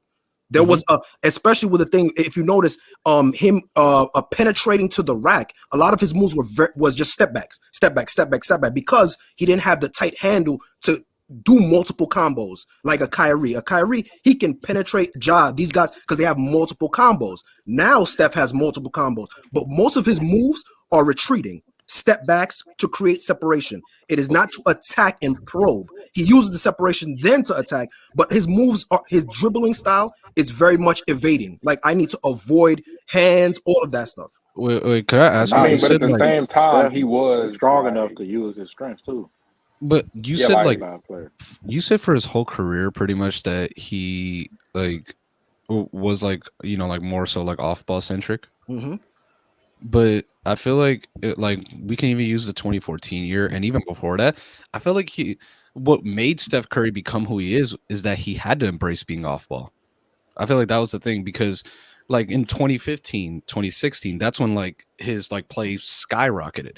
Like when he became like this super off ball guy. But before that, I feel like the issue was that he was probably too on ball for his like play style. No, Well, Steph, that's my point. Off ball. Oh. Even before, but your point is that off ball with Steve Kerr, people don't know Steph Curry was a really good player as a rookie. Mm-hmm. But there was a lot of inconsistency. There was a lot of inconsistency. Although he was shooting the ball well, but as a point guard to lead your team, there was a lot of development that he needed to do. Well, he didn't get opportunity because of Monte Ellis, like at first. Oh, and his injuries. Remember, he was injured. He was heavily injury prone. His ankles were shot at that time. You know what I mean? His legs were shot. So that's why I said I think Steph had the luxury of being able to develop as a player and as a point guard. There was a lot of reads that he would miss as a primary ball handler. Wait, question. Yeah. Are you, because you're talking about handling, are you mainly talking about decision making and like taking care of the ball? Because I think Steph's handles for a very long time has always been fire. Tight. But if you're talking about his decision making and like taking care of the rock, that's a different like conversation in itself. Okay, I see what you're saying. So this is like why ball control? No. Well, this is what I'm saying, because you got to remember, it kind of ties in. They're separate. I agree with you. They're separate, but they tie in because basketball is such a high paced game. So your ball handling and your decision making as a point guard, as a guard, kind of tie in together. You know what I mean? Because you're doing such quick twitch movements and you're making decisions, you're making reads at the same time. So is LeBron got better handles than KD? Honestly, yes, yeah. Throughout their career, yes. Especially a young LeBron. The young LeBron was putting the ball, like he had a lot of, like he had dribble moves. It was all to the rack, but he had dribble moves. He had moves to get away. I mean, and LeBron could actually go left, not even trying to like. My thing is crazy. I'm like genuinely being honest. Like, no, he had it wasn't a big distance, but I would say that he had a better handle because the ball was in his hand way more than KD. KD was still an off-ball player in Seattle, all these things. KD didn't get to be an on-ball player until it was OKC, and he was like close to his MVP year. But he was very much off the ball. Remember, his young years throughout Seattle was he had problems holding on to the ball, and Kobe used to get under his body because he had a hard time handling the ball. Until later on, he put on some pounds. So CP3 had a better handle than James Harden too. Yeah. Yes. I feel like that's like yes. Because that kind of thing is like, can only go left. You're just picking hairs at that point. It's like really, who do you want between CP3 and Harden? You know. I'm just. Well, but I get the conversation. It's just I just don't. It is no, it's a conversation, but I think CP3. CP3, because of his, I mean, he's been doing it. He's been playing this role as a floor general longer than James Harden. So I think doing it with all these different type of players, I think that counts for something. You know what I mean? Is LeBron a better ball handler than Kyrie? No. Kyrie's the best ball handler. Yeah, I'm just trying to see. I was just trying to see. What are you talking about? I'm just trying to see where we could. You're trying to pack me up. That's what you're trying to do. I'm just asking questions. All I'm doing is asking questions. Dub trying to get a gotcha moment? Nah. Yeah, he trying to pack me up, bro. I'm not trying to pack you up. I'm just trying to, get a gauge, because it seems as if ball handling, taking care of the rock, making decisions off of that is very important. Well, that's why I said it depends. Okay, so for example, like Luka's ball handling is elite. But at the same token, his decision making is great. It's great, but people want him to pass the ball more. A lot of people will say his decision making, he's a ball hog, so they will count that as decision making. I don't count ball hogging as high as people would do in decision making, because Kobe at that point, he can make the pass, but he doesn't pass. You get what I'm saying? The Kobe assist. That's what I'm saying. So, but does that take away from Kobe's playmaking ability? Not really. He just knows, yo, Smush Parker's not gonna make that shot, bro. Yeah, his like his IQ was telling him, yo, he missed 3 out of that 4 shots. If I give him another one, he's gonna miss again. And now Kobe's ball hogging gets over exaggerated because like I'm sorry, but like if you like actually think about it realistically, do you want Kobe Bryant to shoot the shot, or like do you want him to get somebody involved who's not gonna produce? I want Kobe to shoot the shot. Thank you. See what I mean? Like yeah, yes, he's I'm not letting Sasha Vujicic take 8 threes. I'm cool. If Sasha's wide open for 3, then sure. Yeah, you can have it. You can have it. But yeah, but actually like trusting him to like create or something. Yeah, running plays for Sasha Vujicic over Kobe's disgusting. I'm good. Miss me with that. Right. But to answer the thing, where do you rank Steph's handles all time? I say top 5. He is up there. He is top 5. He's top 10 for me. It can't be top 5. It can't be top 5. It can't be top 5. It has to be top 10 because you got guys like, in my opinion, I think people like Rod Strickland is a better ball handler than Steph Curry, and you can go check the tape. Tim Hardaway. I disagree. I think Tim Hardaway. I think it's right there. They're in the same ballpark. What happens with the decision Tim Hardaway's Tim Hardaway's handles, I'm not gonna lie, it really don't move me. Yeah, it is not really. But the pass, you know whose handles. You know whose handles are.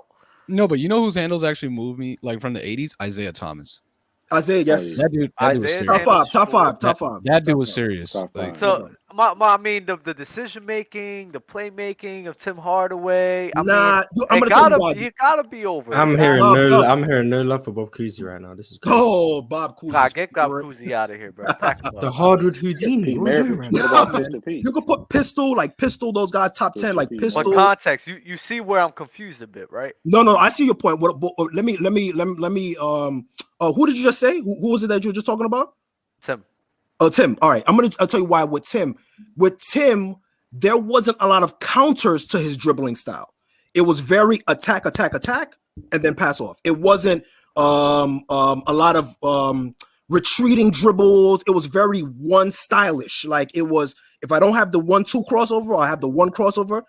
That's about it. You know what I mean? He don't got that much in his bag for you. You get what I'm saying? Now, it was effective because he was fast. He was low. I think Baron Davis is a better ball handler than Tim Hardaway. Facts. How about Steph? Steph over Baron Davis? Steph's ball handling, yeah. Over Baron Davis? No. Steph? I think Baron Davis has a better ball handle than Steph. You could check this. You could check it. Yes. Go watch what he was doing from Charlotte to Golden State. They call him B Diddy for a reason. He was diddying, like he was dancing. They call him B Diddy for a reason. What about Steve Francis and Stephon Marbury? I think Steve Francis relied a lot more on his quick first step to kind of dispel everybody. It wasn't a lot of ball handling per se. I think he was so quick that it would just jump. Stephon Marbury, yeah, I'll give Stephon Marbury because he can dribble in small tight boxes and then do it in the break, do it in pick and roll. Like I think he was able to dribble in all type of areas versus Steve Francis. He kind of needed space. He needed ISO. You know what I mean? Like maneuvering around pick and rolls wasn't really his thing. There was a lot of flaws within Steve Francis' game that was elevated by his athleticism. Hey, wait, where does Jaylen Brown fall in all of this? Oh, Jesus Christ. Jaylen Brown does not belong in this combo. Hey, man. Hey, he can't go worst handles I ever seen. Wait, but could I actually speak about like the best landing spot for Wemby? Oh yeah, my thing is like a lot of these. Do I have you on Instagram? My bad. Do I have you on Instagram or no? Context. Oh me? Nah. I gotta send it to you. Go ahead. Send it through the private chat. Oh yeah, facts. And then on top of that, go ahead. Go ahead, sure. No, but like I really like Detroit's situation for Wembanyama. Because and it's weird too about Detroit because Mars, get over it. Mars, get over it, bro. Houston is literally purgatory, bro. Like nobody want to be there. Like we just beat Boston and oh my god, dude! Boston had the worst offensive game. Beating Boston is crazy. They had the worst offensive game of the season. Do you think he'll fit with Jalen Green though? Yeah. 100%. Wait, can we talk about AO? Yeah, let him cook. We talking about that's a big free rider. Mars. That's a big free rider. Hey, Mars, do you literally appreciate emptying the clip yesterday? Because that was emptying the clip. Look, man, if the shot's there, you take the shot. If the shot's there, you take the shot. No. He literally personified Deion Waiters in that game. Jalen Green is definitely in his mind. All he says is Kobe every time he shoots. People want to complain when Simmons isn't aggressive. Jalen Green's aggressive. So But Mars, we say aggressive, not too aggressive. That he literally said I'd rather go 0 for 30 than 0 for 9. Did we win the game? Did we win the game? He said, "Did we win the game?" That's crazy. Jalen Green had like 28. Jalen Green had like 28. Sure, on 30 shots. Sure, I have a question. You should let him that's relevant. You should let him say that BS, bro. About who? The Baron Davis shit. Like she's gonna let that. You should gonna let that shit. Yeah, the better Warriors player. No, I'll stop. Yeah, Baron Davis has a better handle. I don't think that's crazy. No. Go ahead, KB. Go ahead, KB. Get it on. What are you saying right now? How? I don't think. Why would he have a better handle than Steph Curry? Why? Baron Davis? Yes. Why? Okay, Stephen Curry. I'm gonna break it down super easy for you. Baron Davis was able, through his dribbling style, he was able to get way more rim pressure than Steph. Okay. And during the yes, he did. More athletic. Let him finish. Let him finish. But his handle was allowing him to get to the lane. Like that's the point. The handle allows you to get to the lane and then be able to put more pressure. On top of that, he was also able to step back and create separation. He was also able to facilitate at the same time, make the same type of reads that Steph was doing. And he was able to, he was in isolation dribbling. He was able to get more different type of shots compared to Steph. I've seen Steph rely on more step backs than Baron Davis. And that is due to the fact that there's been multiple times where I see there was a play actually with Eric Gordon for the last shot. Eric Gordon, he was trying to dribble him, try to yoke him up. He didn't have no moves. Eric Gordon sat on all the moves. Eventually, what Steph Curry did was push off his kneecap and step back and throw the shot. He made the shot, but that showed you he got clamped up with the dribbling. So what did he rely on? His step back three. Time out. You're using a clip. Damn, hold on. He overrated? You're using a clip or a sequence where Eric Gordon plays good defense. I'll give it to him. And the Steph's counters didn't work. So he used the move in which it always works, and it happened to score a basket. Fine. And you don't play into the count either. That one, he's aging and has been through multiple injuries to kind of hinder some of the explosiveness that you would see usually from Steph. Okay.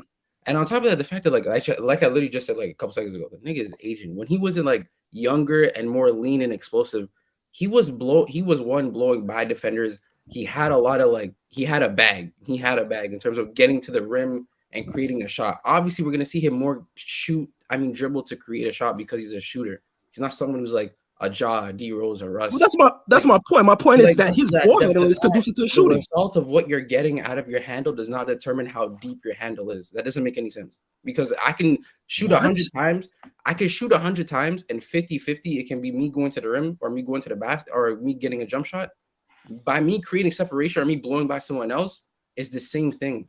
Just because he goes and blows by someone for a layup is not the same as Steph double step back or tween step back into a mid-range jump shot. I don't it just doesn't equate. No. The thing about what I'm saying is that Baron Davis' handle allows him to consistently score at 3 levels. I've seen. Hold on, let me finish.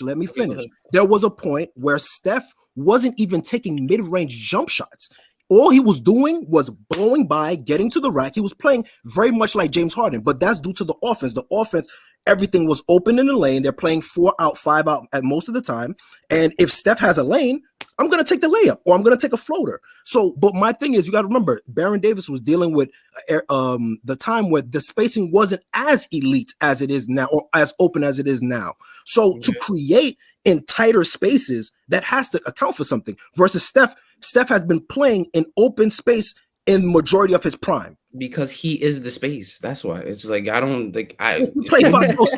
So there's 5 Stephs on the court. That's what you're telling me. No, I'm not saying 5 steps on the court, but he's allowing himself to get off these like looks because he creates space for himself. Is what I'm saying. With the off ball, my brother. Now obviously Clay, Harrison, the people on his team is like, and the actions of being involved helps and like brings more space. But negating the fact that the nigga who can shoot 40-footers, like it's just not like an issue while dribbling the ball up the court is like something crazy to me. I just don't understand that. And on top of the fact that I've seen Steph like a lot of the times, I'm not gonna lie, he cooks bigs like on a daily. Like I'm not like big switching for him is like food. I ain't gonna lie. Like that's something he loves to do.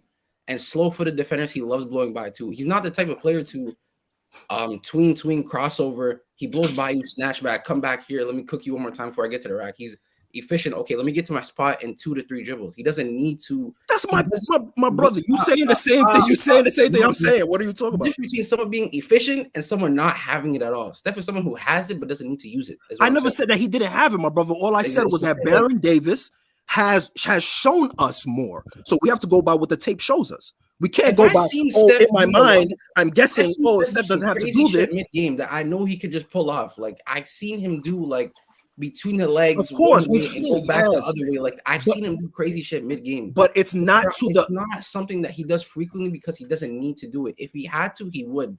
And like for example, and why is that though? But why is that? Why he doesn't have to do that? Because he has a jump shot. No, because he knows how good he is off it. If you know you need like a split second to get off a shot, and you're the greatest shooter of all time, and you could also use that to just get to the rim very easily, nigga, I would not be tweening for 13 seconds on the shot clock. I'd be boom, let me get to my spot. Step back is not there. Let me drive. Boom, let me kick it out. I'm not. Well, dub. Am I bugging? Yo, he's proving the point of him not using his handle. Like I'm lost in the sauce. You said, yo, if I know I can just, I'm saying also one move and take a jump shot, then I'm gonna do that. But why am I gonna waste my time? Baron Davis wasn't hold on. Let me just get this off. Baron Davis wasn't afforded the luxury of having the greatest jump shot in the world.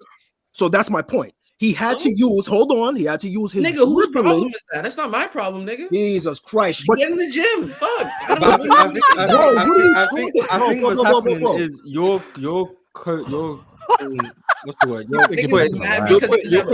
You're putting Steph's shooting ability next to his ball handling. Get back in the lab. That's what I'm saying. We're talking strictly ball handling. Steph being able to shoot makes it easier for him to get to the rim, but that's not because of how good his handle is. Because thank you. You guys are saying the same thing, but coming to different conclusions. But the thing is, I understand what he's saying, right? But like negating the fact that you haven't seen Steph. Wait, I'm not done. You haven't seen Steph get quadruple teamed between the legs, behind the back, have a nigga touch the ground like he's doing a suicide. Come back to the 3-point line, turn around, fade away 3, and hit it. You haven't seen this nigga drive to the paint, stop on a dime, double step back on a good POA defender, make him look like he's playing like I don't even know what the nigga's playing, and hit a jump shot. You act like you haven't seen him shift multiple defenders and use his own like offensive prowess to get buckets. I'm not saying that's what you're not. You're my brother. You convolute. Hold on. You're convoluting multiple points. You're adding like 500 points into one to try to like combat me. This is what I'm saying to you. Hear me out. Baron Davis' primary skill was his ball handling to get to the rack. On top of him being athletic, he was using his ball handling to get to the spot, to get to the rim, to get to the step back. Steph relies on his jump shot to use his handle. Everybody is sitting on his jump shot. Any head twitch. Hold on. Let me explain to you. I'm going to explain to you. It's Hooper shit. Any head twitch as a ball handler, any head twitch that you do, if Steph lifts his eyes up and look at the rim, you're on your toes automatically. So you're not playing flat-footed. You're not sitting on his moves. You consistently have to watch out for the jump shot. That is not predicated by your ball handling. That's predicated by a jump shot. Let me tell you the difference. Kyrie, you have no idea what he's going to do. He's predicating his play style through his handling. His handling is dictating what his offense is going to do. Okay. Can I ask you a question? This is all I need to know. Because I'm not a type of nigga that just only watches. Like, I hoop too. Like, bro, if you're telling me Steph is in triple threat, he gets out of it, he escape dribbles, and he hits you with a hezzy, are you biting, yes or no? If you're a defender, are you biting on his hezzy? Yes or no? If he's not, I don't understand what you mean. Like he's a shooter. Of course I have to bite on it. He's top of the key. He's in a triple threat position. Mm-hmm. He escape dribbles out of the triple threat. He's sizing you up. Right. He step backs, but he hesies. Are you biting on? You have to. You have to. You have then to. What is the difference between that, you biting on the hezi, and him using that to get to the rim, versus this nigga Baron Davis going tween crossover hezi blow by layup? What is the difference? The difference is, I'm going to explain to you why the difference is. The difference is because as a defender, you're trying to anticipate the moves. You're trying to counter the moves, correct? So if he escapes out of his... anticipate. Thank you for that. Anticipate. Yeah. You're trying to anticipate the moves. Yes. So if you anticipate a move off of a head fake, that's an easy 3-pointer in your mouth. You get what I'm saying? So of course, and everybody knows you want to stop the 3 over the 2. So you're gonna give Steph the layup. That's what people fail to realize. Because of Steph's jump shot, everybody gives Steph the layup. That's why he became a better finisher, because you don't want him to hit 10 threes in your eye. You don't want that. I will give Steph 20 layups over 10 threes every single time. Every single time. That math doesn't add up. No, I'm just saying. I think you're confusing. Come on, Mars. But you get my point. I get what you're saying. Yeah. Steph's handle comes from his ability to shoot. The reason you bite on a Steph Hezi is because he can shoot. You don't bite on a Russell Westbrook. Bite on the hesies if he couldn't shoot. Yeah, you don't bite on a Russell Westbrook hesitation because. Thank you. Does Russell Westbrook have a better handle? That don't take away from his handle. Just because you bite on his, I don't think so. Because he can shoot. I'm asking him. I'm asking the nigga to my right. It doesn't take away from my bro in the blue. Hold on, bro in the bonnet, bro in blue. It doesn't take away from the handle, but it does dictate how you play, and it dictates what type of dribble style you're gonna use. For example, if I know I can get a shot off, I'm not, like he said, like bro said in the bonnet, I'm not gonna waste my time with so many dribble combinations. Like for example, Kyrie can shoot, but he's not such a great shooter like Steph. He's not as great shooter as Steph. So he's going to have to use more dribble combinations to shoot more fades, to shoot more of these things. And he's not as elite as an off-ball player as Steph. That's the thing. Steph's greatest ability is his off-ball and his shooting. That is what is carrying his play style. That is a fact. That's his greatest attribute. Versus Baron Davis and Kyrie and guys like those, their ball handling is their greatest attribute. That's all I'm saying. I'm not taking away from Curry's ball handling. I mean, I'm not taking away from Curry's ball handling, but you have to give the fact. Kyrie and guys like that, Rod Strickland, Stephon Marbury, Baron Davis, that's what their highest trait is. Ball handling. That's a fact. You can ask they call the guy B Diddy. Why do you think they call him B Diddy for? I don't care what you could have called him, C Diddy, E Diddy, F Diddy. I could care less. I swear to God. Like, bro, it's the league. The league is but that's the league nickname dictating, saying, yo, this guy is so nice with his handle. He's dancing on. There's nicknames for like every single, like damn near every single star to superstar NBA player, bro. Like, what are you saying? I gotta get some new guys up here, but there's a nigga to your right now who calls. You know what? I'm not even finna say all that. Wait, Dub, could I get my Wembanyama take off? Like just real quick. Yeah, my bad, sure. And KB, you good to stay, but everybody else I got. All right, so Dub, I wanted to get my Wembanyama take off about like his best destination in my opinion. I want to say like I do want to believe that it's probably Detroit of like all teams because I feel like we haven't really seen how strong the Detroit Pistons are this year.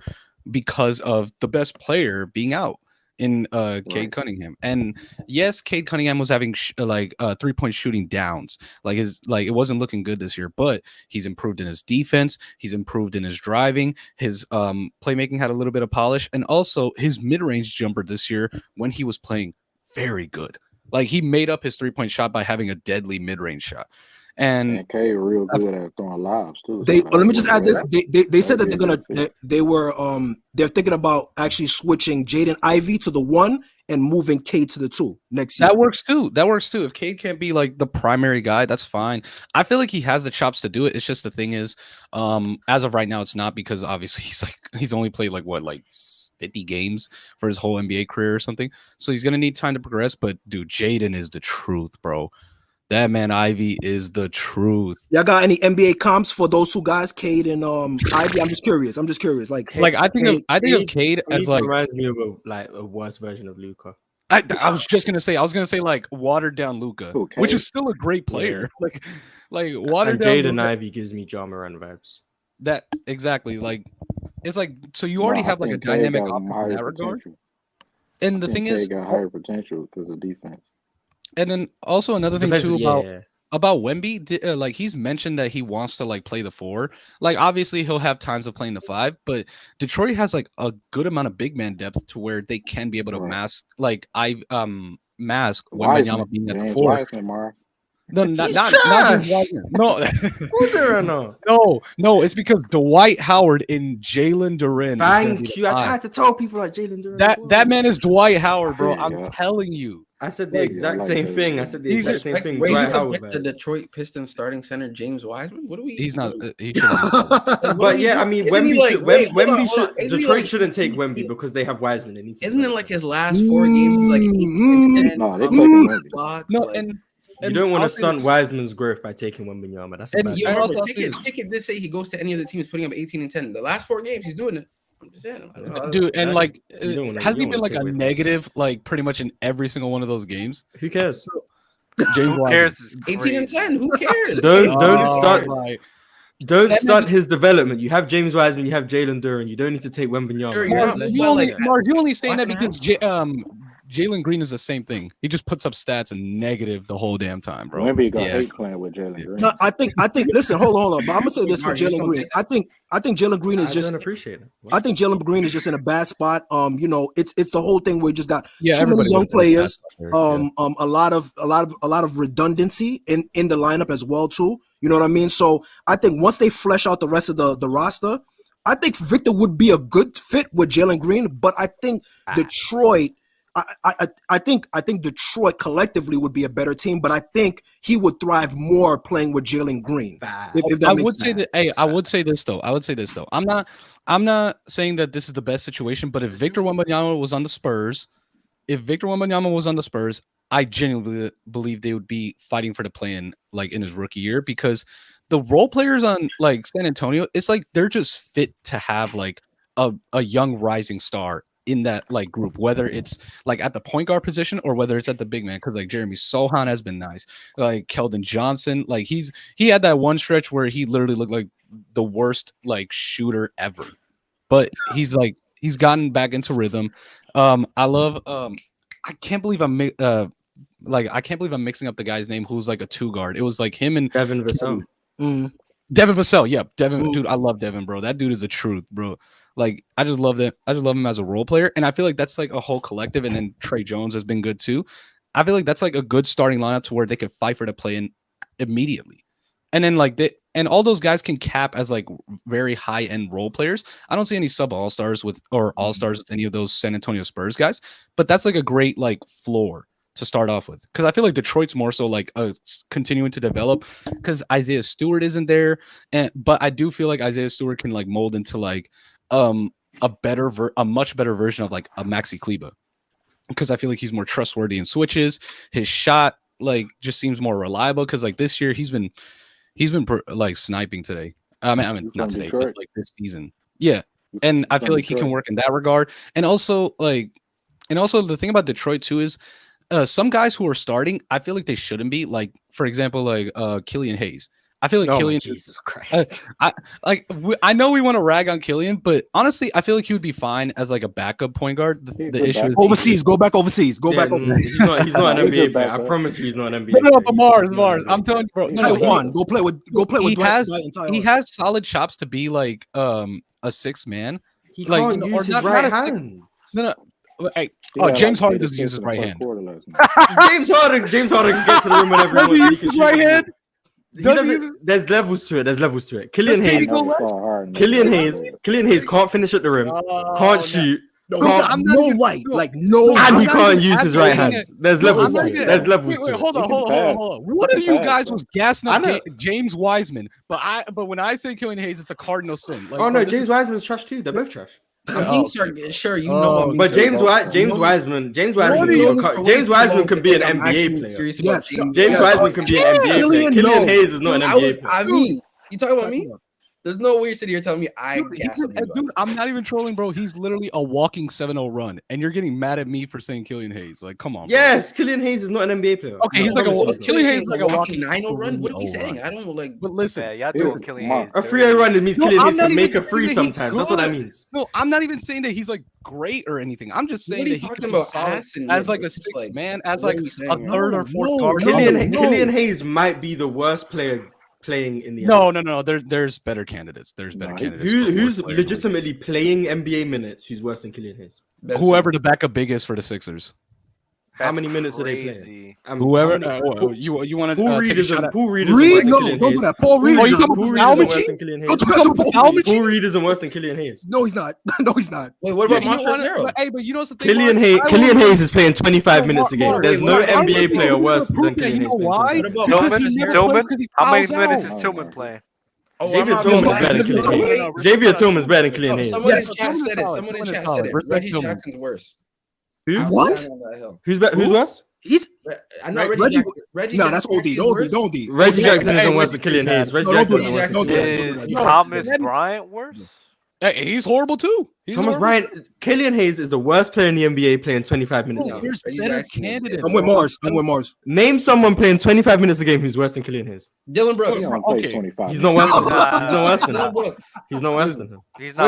He's not worse than him though. He's your Reggie Jackson nigga's offense terrible. What's the thing? It's better than Killian's, bro. It's better than It's like, yo, I'm telling you right now, their defense. I checked it. Their defensive rating, his impact is like very minimal. I got one. It's Maxi ball, dub. It's Maxi ball. Mars. If you want, go look at yourself. Go look at. Where's low, bro? What's his Listen. Isn't like who's better? Like a top 5 defense to like a top 3. It's really Triple J who does it all. If we're being serious, this is a trash talk for who's better, Mars. He's no use. Killian Hayes or Marcus Morris? I'm taking Big Move. Marcus Morris is better than Killian Hayes. Big move. Killian Hayes is the worst player playing 25 minutes a game. I ain't gonna lie, bro. Easily. Like, I'm not gonna say he's worse than like Juan Toscano Anderson, but they don't play. Of any NBA player playing NBA minutes, he's the worst. He really played. He really played Dylan 25 minutes a game. 26.9. Killian Hayes plays 26.9 minutes a game. He's the worst NBA player. Wemby to Detroit. Give him 0 minutes. I gotta give some guys some love, bro. I appreciate the time y'all spent. KB, you good, but Jew content. Yo, the film room, man. The film room. We need that, man. We need it. Film room is dope. Y'all be safe, bro. Peace. Shout out to Killian Hayes, there. Yo, Mars, I'm not gonna lie. Dylan Brooks averages. He might be the worst player in the league who averages 30 minutes. Okay. Dylan Brooks. Crazy. Shoot, almost kicked off the wrong person. Dylan Brooks, worst player playing 30 minutes. So we got a couple cams now set up. Give me 1 second. I want to remind everybody we are sponsored by Lucra, man. Use code Players Choice to get a free extra $5 whenever you do download the app. You get an extra $10 as well. Always keep that in mind. One of the Lucra wagers of the week I came up with yesterday: Kristaps Porzingis versus Domantas Sabonis. Keep that in mind for this Saturday. Place that wager with us. See if you can win some money, man. Other than that, also our GOAT members, King J and Comatose. Shout out to you guys. Appreciate y'all for sure. If you want to become a GOAT member, just look that up because I always forget, but it is what it is, bro. Ask Mars, don't ask me. Anyways, cool shit. Mars, you got nothing to say to that? Nothing to say. I'm trying my best. To get new faces up here, but if the new faces don't join, I mean, I can't really do too much, so help me out, please. Other than that, Cool Shaq won with a super chat. What moves can the Mavs? The Cavs. Can the Cavs? Oh my God! How many moves can the Cavs take? You know what, Mark? What moves can the Cavs make to become contenders? Not reading anymore. Carmelo Anthony. Drink more water wants to pull up. You're trolling. Oh, hold on, wait. I gotta get drink more water in here. What's wrong with Carmelo? You asked for an older Marcus Morris. I'm being so serious. What's wrong with Carmelo? Let's not do that. It's an older Mook. That's who he is. Marcus Morris. That's a top 10 scorer of all time. The Cavs like 10 years ago. Like I don't. If it was like Melo 09, I'd be like, yeah, for sure. Who doesn't? He's number 9 all time in scoring right now. I think, okay, all troll aside, Mikal Bridges would definitely. If they had Mikal Bridges on that team, contender. Who is Drink More Water? I don't know. That's what I want him. He said drop the link. He did say that. I seen him say that in chat. So. He said drop the link, bro. I got to get him up here, bro. But I'm going to have these guys up here real quick, though. But Drink More Water, pull up, bro. And yeah, let Mars. Me know. Let me know if you. Haywood Highsmith is worse than Killian Hayes. He's got in the Heat, right? Yeah, he's worse than Killian Hayes. I don't watch a ton of Heat games. He's not terrible, but. Haywood Highsmith averaging 19 minutes a game. Doesn't make the cut. Sorry. No, 25 minutes a game.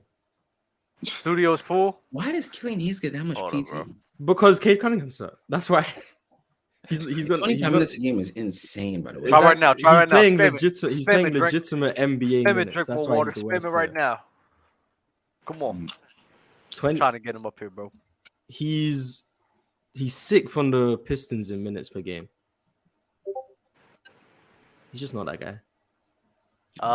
Mars, read the next super chat.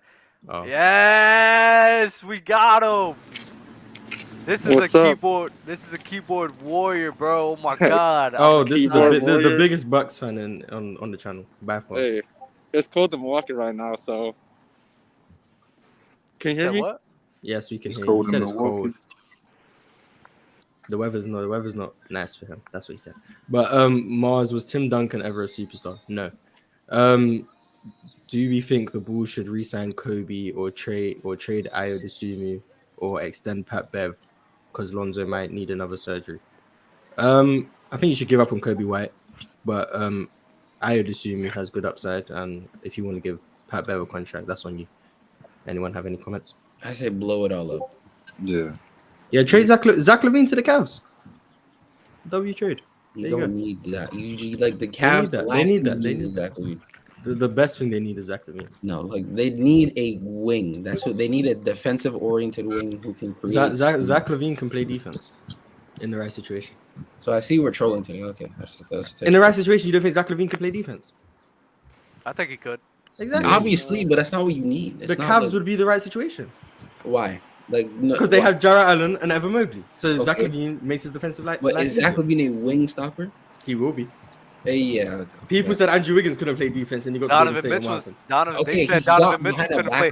They said Donovan Mitchell couldn't play defense like that, and Donovan Mitchell. Jarrett Allen and Evan Mobley is going to be a backline that can play defense. Wait, on top of that, Andrew Wiggins was supposed to be a good defender. He just wasn't. Like that's the thing though. He had the tools. Zach LaVine has defensive potential too. Not Andrew Wiggins level, but are you serious, bro? He does. What are you talking about?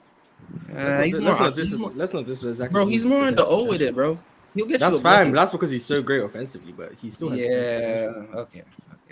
Football Breakdown said KD has one-on-one moves, not actual ball handling. Apparently, you have to drive and do like a dribble for 18 seconds. You have a great ball handle, my nigga. That's not what he's saying. No, you got cooked. You got cooked. Just accept it. You got cooked, Bonnet boy. You got cooked. Bonnet boy is crazy. Yeah, Bonnet boy is insane. Yo, I couldn't believe. Did you see that chat? Did you see the chat? No, I didn't. Don't see the chat, bro. What did they say? The bonnets was flying all over the place, bro. I was like, oh my god, bro. It was crazy. Yeah. But yo, drink more. I want to drink more water up here, bro. You are a keyboard warrior to the fullest, bro. Go ahead. You got air out the smoke, man. Yeah, you need to cook him on the Bucks. That's what I'm. You gotta cook somebody up here, bro. No, he needs to cook you. You're the one who's hating on the Bucks. Yeah, it's about you, Dub. Go ahead, bro. Dub's been cooked too many times, man. I don't get cooked, bro. Cook him again. I cooked you like 2 weeks ago or like last week. I don't know. No, I cooked y'all. Where we caught you in a bullface lie? Let drink more water cook. Dub, you guys are not letting drink more water cook right now. Yeah, Go ahead, drink more water. So I'm not sure how you say that the Bucks are worse this year than in 2021. That makes no sense to me. So let me ask you this question. If two of your best players get worse, doesn't the overall team get worse as well? So what if, the other 6-7 guys are better?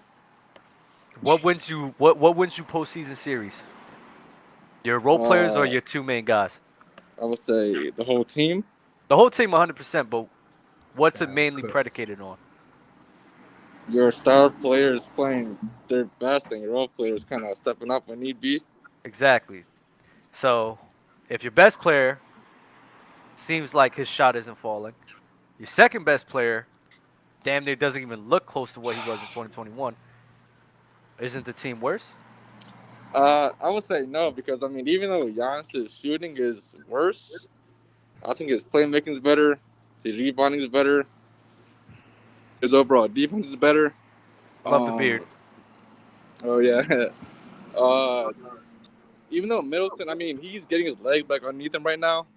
He had his best game of the season last night, I would say. But I mean, you have Lopez having his best season under Bud. I would say Javon Carter, he's really stepped up this year. Allen, he can put the ball on the floor now. Bobby Portis is better. I think Bobby Portis. So I think Bobby Portis is the same guy he was last season. I think Drew's the same guy. Drew's not either. I think Drew's the same guy he has last season. I think Brook Lopez and Javon Carter has been the main improvements for the Bucks team this season. But besides that, the Bucks not having Chris Middleton being that guy right now, we see what Drew Holiday is as a second guy. We seen him even as a third guy. We seen Giannis. We know what Giannis Antetokounmpo can do, but right now it doesn't seem like he can't do that. Is that because of injury? It could be, but at the end of the day, this is what he is showing me. So if your best guy and Chris Middleton is out, you don't have a solidified number two that could really help Giannis out right now, who needs the help this season. I that's not a team that will put my money on in the postseason. They look like a worse version of themselves than 2021. Okay, Dub. Sometimes life is that easy, man. We don't have to overthink it. So, do you think Middleton's gonna be better in a month or from now? He's not gonna be what he was in 2021. Why not? I just don't see that guy. Even then, 2021 is a little bit overrated too. I don't think he's not number one. He's not really. He doesn't hit the shots at the same clip. He's not as explosive as he was. Is it because of him being on injury 100%. The defense is a little bit worse too. He's just a worse version of himself. Well, I would say after the MCL injury, when he sprained it, I would say his movements are kind of a little bit off right now. He's still kind of moving a little bit slow. His side to side movements aren't that good right now. But when April rolls around and the playoffs start rolling around, I would think he kind of gets his legs back underneath him. I mean, and honestly, I mean, he doesn't need to be that 20 points per game guy anymore. I feel like the overall team is so much better now that he doesn't need to be 20 to 24 points a game. He could be 16 to 20 and still be. It would be fine. I mean, because so let me ask you this, because this was a point that somebody else brought up to me. Mm-hmm. Right, the Bucks we all know is a regular season demon team. That's what they are. They've been that ever since Giannis Antetokounmpo in 2019. But if they have historically dropped, like not just Giannis and the boys, the team has dropped in the postseason. Why should I doubt that now? Because I mean, every year is different. I mean, it's not like last year carries over to this year. I mean, that really doesn't mean anything to me. No, I mean, eventually, I mean, we're gonna have one. My point is, if the Bucks team in 2021 and then last season, they were able to hit threes at a high clip and play at this high of a level. If they are consistently dropping, why should I doubt that now? Why should I doubt that they're not going to drop again? Just because the regular season is showing me something different, where we all know that regular season could be something false. For example, the Utah Jazz. Oh my God. What about the Jazz? They were a regular season team, but when the postseason came around, they just weren't the same guys. So, do you think the Bucks are a regular season team, or they're just do you think the Bucks are just some regular season frauds, or what? Not frauds, but overhypers. Yeah, regular season overhypers, 100%. I mean, I don't know, a team that has done more in the past 5 years than the Bucks. I mean, how can we be More than the past 5 years. We've had the most wins. Yeah, the most wins, the most playoff wins. Hey, man. We have a title. I mean, I'm not sure how. There's tons of teams that would make the playoffs sense. consistently, bro. Doesn't mean y'all that good. But you're getting cooked right now. But we've been a top 3 seed. I mean, we've been a top 3 seed the past. He said, "I'm getting cooked." You're getting cooked, and you're getting cooked respectfully.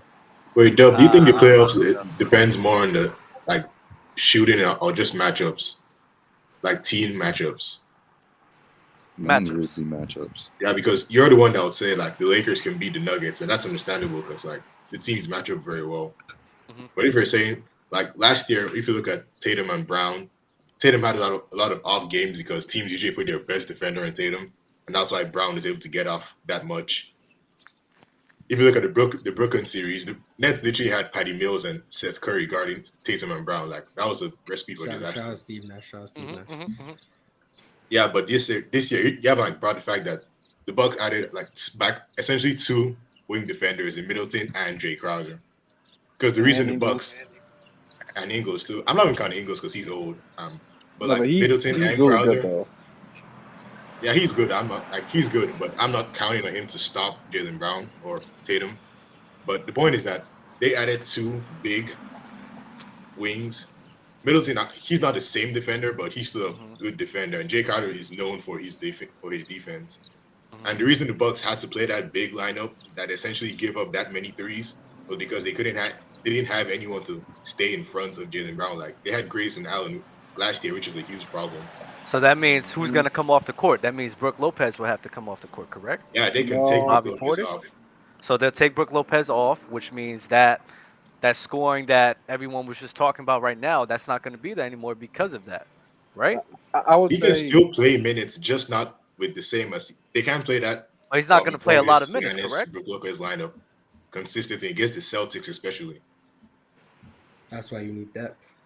Yeah, the depth is there. You can still play Brook Lopez without Giannis. You could play Brook Lopez, but he's not going to be putting this many minutes to cause an impact with his shooting if they're trying to make up for the Boston Celtics and the shooting, them having to guard on the perimeter like that, correct?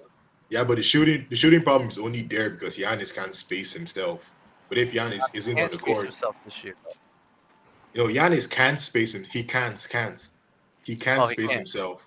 Yeah, but the thing is like you're not gonna play Brook Lopez with Giannis.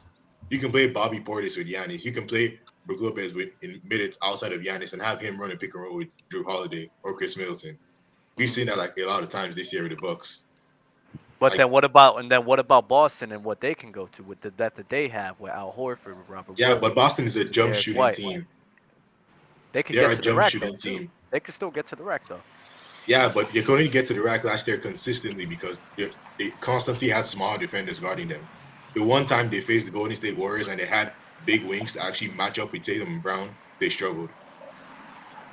Okay, and Golden State don't even have rim protection. Like they don't have any rim protection. And this is my point to everybody. He's cooking you right now. No. This is my point with everybody. That's back-to-back cooking. Right No. This is my point with everybody. Mars, he's getting deep fried. It's bad. Whoa. This is my point. This is my point with everybody. Y'all need to understand that in this time right now, the perimeter defense is what's going to win it. I don't think that the only defender that I think is going to be there, the Bucks don't have the perimeter defending that the Warriors have. They just don't have it in the way they do. I don't think so. They have Drew Holiday, Chris Middleton. Who's the Warriors? I think their perimeter defense is better than. the Milwaukee Bucks. What are you guys talking about? Who do the Warriors have? Andrew Wiggins, Klay Thompson, Draymond Green. What are we talking about? Okay. If Klay Thompson is being named, then Chris Middleton is being named. Are you serious? If Klay Thompson is being named, Chris Middleton is being named. If you're naming Klay Thompson in 2023, then I can also say Chris Middleton. I can even say Joe. And then you're gonna ignore the fact that the Golden State have Steph Curry and Jordan Poole. Milwaukee don't have anyone that they have to hide on perimeter defense. Well, Steph Curry is a approved defender, correct? No, not a primary point of attack defender. So who's a better perimeter defending team? The Bucks or the Warriors? The Bucks. The Bucks? Yeah. It's not even close, honestly. I didn't know that was a conversation. Nick, they have Javon Carter and Drew Holiday. What are we I'm not gonna hold. I didn't even mention the guards in Drew Holiday, Javon Carter. I just mentioned the wings. Okay, I just want to wait. I'm not gonna lie.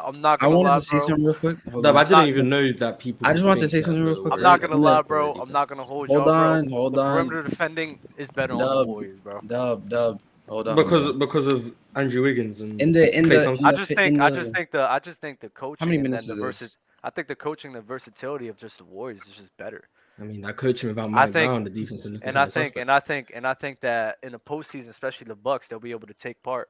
You know, especially having Giannis out there, they'll be able to take advantage of that. But they can go small and run Giannis at the They can go small. That's the whole point. That's the point. I don't think they don't have enough. They don't have enough. They don't have enough. The Bucks are one of the best defenses. They don't have enough defenders to be. They don't have enough defenders to be containing Jaylen Brown. They do. I don't think so. Yeah, they do. Drew, who else? Chris Middleton. They have an entire starting lineup. Arguably all NBA. Chris Middleton ain't guarding Jaylen Brown or Jason Tatum. What are you guys talking about? Even what if they don't need Chris Middleton, they can play Drew Holiday. Let's just play this game. Let's play this game, right? What are y'all talking about? Wait, bro? Stop. The Bucks throw the. Let's just say this, right? Because I don't even think this would happen. The Bucks throw Giannis on JT. That's your main matchup. They say he's getting cooked. Wait, 100%. They say, yo, Drew. How do they do that? They said I'm just saying, in the scenario, they say, Drew, get Jaylen Brown. You can just funnel these niggas to their left hand. You're causing turnovers the whole playoffs, bro. Stop. Cut it out. That's if you make Jaylen Brown go left, I mean, that's a recipe for success. That's a recipe for success. Listen, bro, we know what first of all, this ain't gonna be one-on-one that the Boston's be running. They're not gonna be doing one-on-one like that the way that you guys are just gonna assume. They actually run a good offense, a good ball movement, and they run around the court. Having a guy like Giannis on JT, he's getting cooked. Who's gonna stop JT? Who's gonna stop JT and Jaylen Brown? Drew Holiday, sure. Who else? Middleton ain't guarding them. Giannis ain't guarding them. Jay Crowder ain't guarding them. Ingles. Oh my God. Giannis is terrible on defense. Joe Ingles? Like, yeah, what are you talking about? Defender. They're not guarding them, bro. So what are y'all talking about? See, the point isn't to lock them up. Like, you're not gonna make Jason Tatum have 10 points a game. Like, that's not the point. You are muted. You're talking to no one. Yeah, I'm muted because my bad. I couldn't engage in this conversation, right? Because what I was hearing from what I heard from was that the Bucks, because Middleton doesn't look the same, which is fair. So obviously, like, he's been battling through it. Wait, I have something to bring up really quickly. In the I want to say 16. What is not 16? Like, this is like a 9-game. Actually, no, 1, 2, 3, 4, 5. It's a 6-game sample size where he's averaging 18 points on 45% shooting from the field, 46 from 3, 87 at the line. When I round all these numbers up, right? Playing fine. 18 points a game, solid offensively, looked fine. Especially last game in the second half, he looked great, right? I think he's gonna ramp himself back up to like at least a playoff standard, right? And then you have Giannis, who's been putting up like solid numbers the whole season without his second best player. Andrew Holiday, the fact that like his numbers are down compared to last year, but he's been a second option, and it's been like high 40% shooting from the field and like 38% on 3 at a high volume, which is still solid. And he's still providing you like one of the best POAs in the league, and who can also like guard wings at times too, which is like an anomaly to have as a team, right? And then you have niggas like Grayson Allen, who's not terrible on ball, and he's actually like a solid connected defender.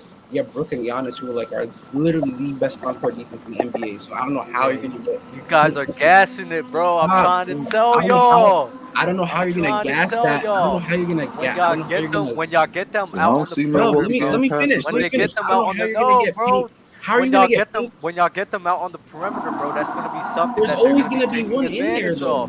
And the Boston Celtics in their offense is too high power for those boys, bro. I'm trying to tell y'all, bro. Live off a jump that shot. high-powered offense lost to us last night, but it's whatever. Cut it out. They have to live off of jump shots. How many points did the Boston Celtics score last night? 109. And what was the percentages? That's below league average. And they against our defense, 109. Interesting. How do defense is good, how you put a below league average points against the worst team in the NBA? His defense is good. Y'all defense is good, bro. Y'all just inconsistent. That's y'all issue. We're lying right now. That is what? What are you talking about? Y'all defense is good. Y'all just inconsistent. You're having takes just to have takes, bro. What are you guys talking about? You're trying right now. So the Warriors defense isn't good anymore. Just who's talking about the Warriors? Oh, you said the Houston Rockets. Oh, the Houston Rockets. Oh, yes, fuck bro. the Houston Rockets. That's who they played last night, and they only scored 109. That's a regular season game. That's Mars, a regular hold on. Y'all season interrupt me game, when I bro. was cooking, Get up bro. out of Listen, here. I got another stat That's a for you, regular right? season I game, got bro. another Cut stat it out. for you. I can handpick games for the Bucks, bro. In the 394 minutes, Chris Christ, okay. no, Giannis is when Giannis is leading the offense, has an offensive rating of a 119 alone. So he's obviously clearly producing by himself a good offense. So even though the numbers are down, he's producing damn near the best offense in the league with like a mid team behind him, right? Also in the minutes that Chris Middleton and Giannis have played this season, that's been 273 minutes. In case you want us to know, a +8 net rating and an offensive rating of a 123. So clearly, these niggas are fine offensively. It's not like as if like this stagnant offense that's just garbage. I think they should improve offensively in terms of sets, but that has to do with Bud. But the players and who they have is fine. And on top of that, their defense is great. If anyone can actually stop the saying Celtics, a bunch of shit that I don't give a no. fuck Anyone about. actually stop the You wanna know Celtics, why? You wanna know them. why you saying a bunch of Them. shit that I don't give a fuck about? Because at the end of the day, bro, this is just regular season shit right now, bro. Let's not What are forget. you supposed to Let's go not off of? forget. The Hold on, regular hold on. season Let's not doesn't forget. matter. That's what Let's what not are you forget. supposed to go Let's off not of? forget. Let's not forget Vibes. that literally. Vibes. Let's not forget that literally a month ago, everybody was not on the Bucks case. They did not sit here and think that the Bucks were contenders. That wasn't me. That wasn't me. I don't care. I'm saying everybody. They were the Bucks. I'm not everybody. You're talking to me. So you really thought the Bucks were still contenders? Yes. A Yes. month ago, a month or two ago. Yes, I still. Why not? Not a month or two ago. Wait, There January. has never been a time at all this season where I thought the Bucks were not contenders. So when they were losing games and struggling, right? Yes. Back in January. Yes. You still considered them to be better than the Boston Celtics? Yes. No, bro. Y'all basing all of this stuff off of one. They've been going on this tear. They went like what is it, like 20-2 right now? It's been like 20-2 or something like that. I don't know. 21-2, 20-2. It's 20-2. It's literally 20-2. I don't know what you're saying. I know they've been on a 20. They've been on a 20-2 run right now, putting up all these numbers that you keep bringing up to me against hurt teams and trash teams, and you want me to take them serious because of that? Are you kidding me? They're not going to. Are you kidding me? Wait, Dub. Wait, stop. They're not going to play 16 games of pure Western Conference and Eastern Conference powerhouses. That's just like not how. I'm not saying, but every time when they went up against games, you're not listening, KB. Literally every single team, almost every single one, were either hurt or they were trash. That's not my opinion. That's a fact.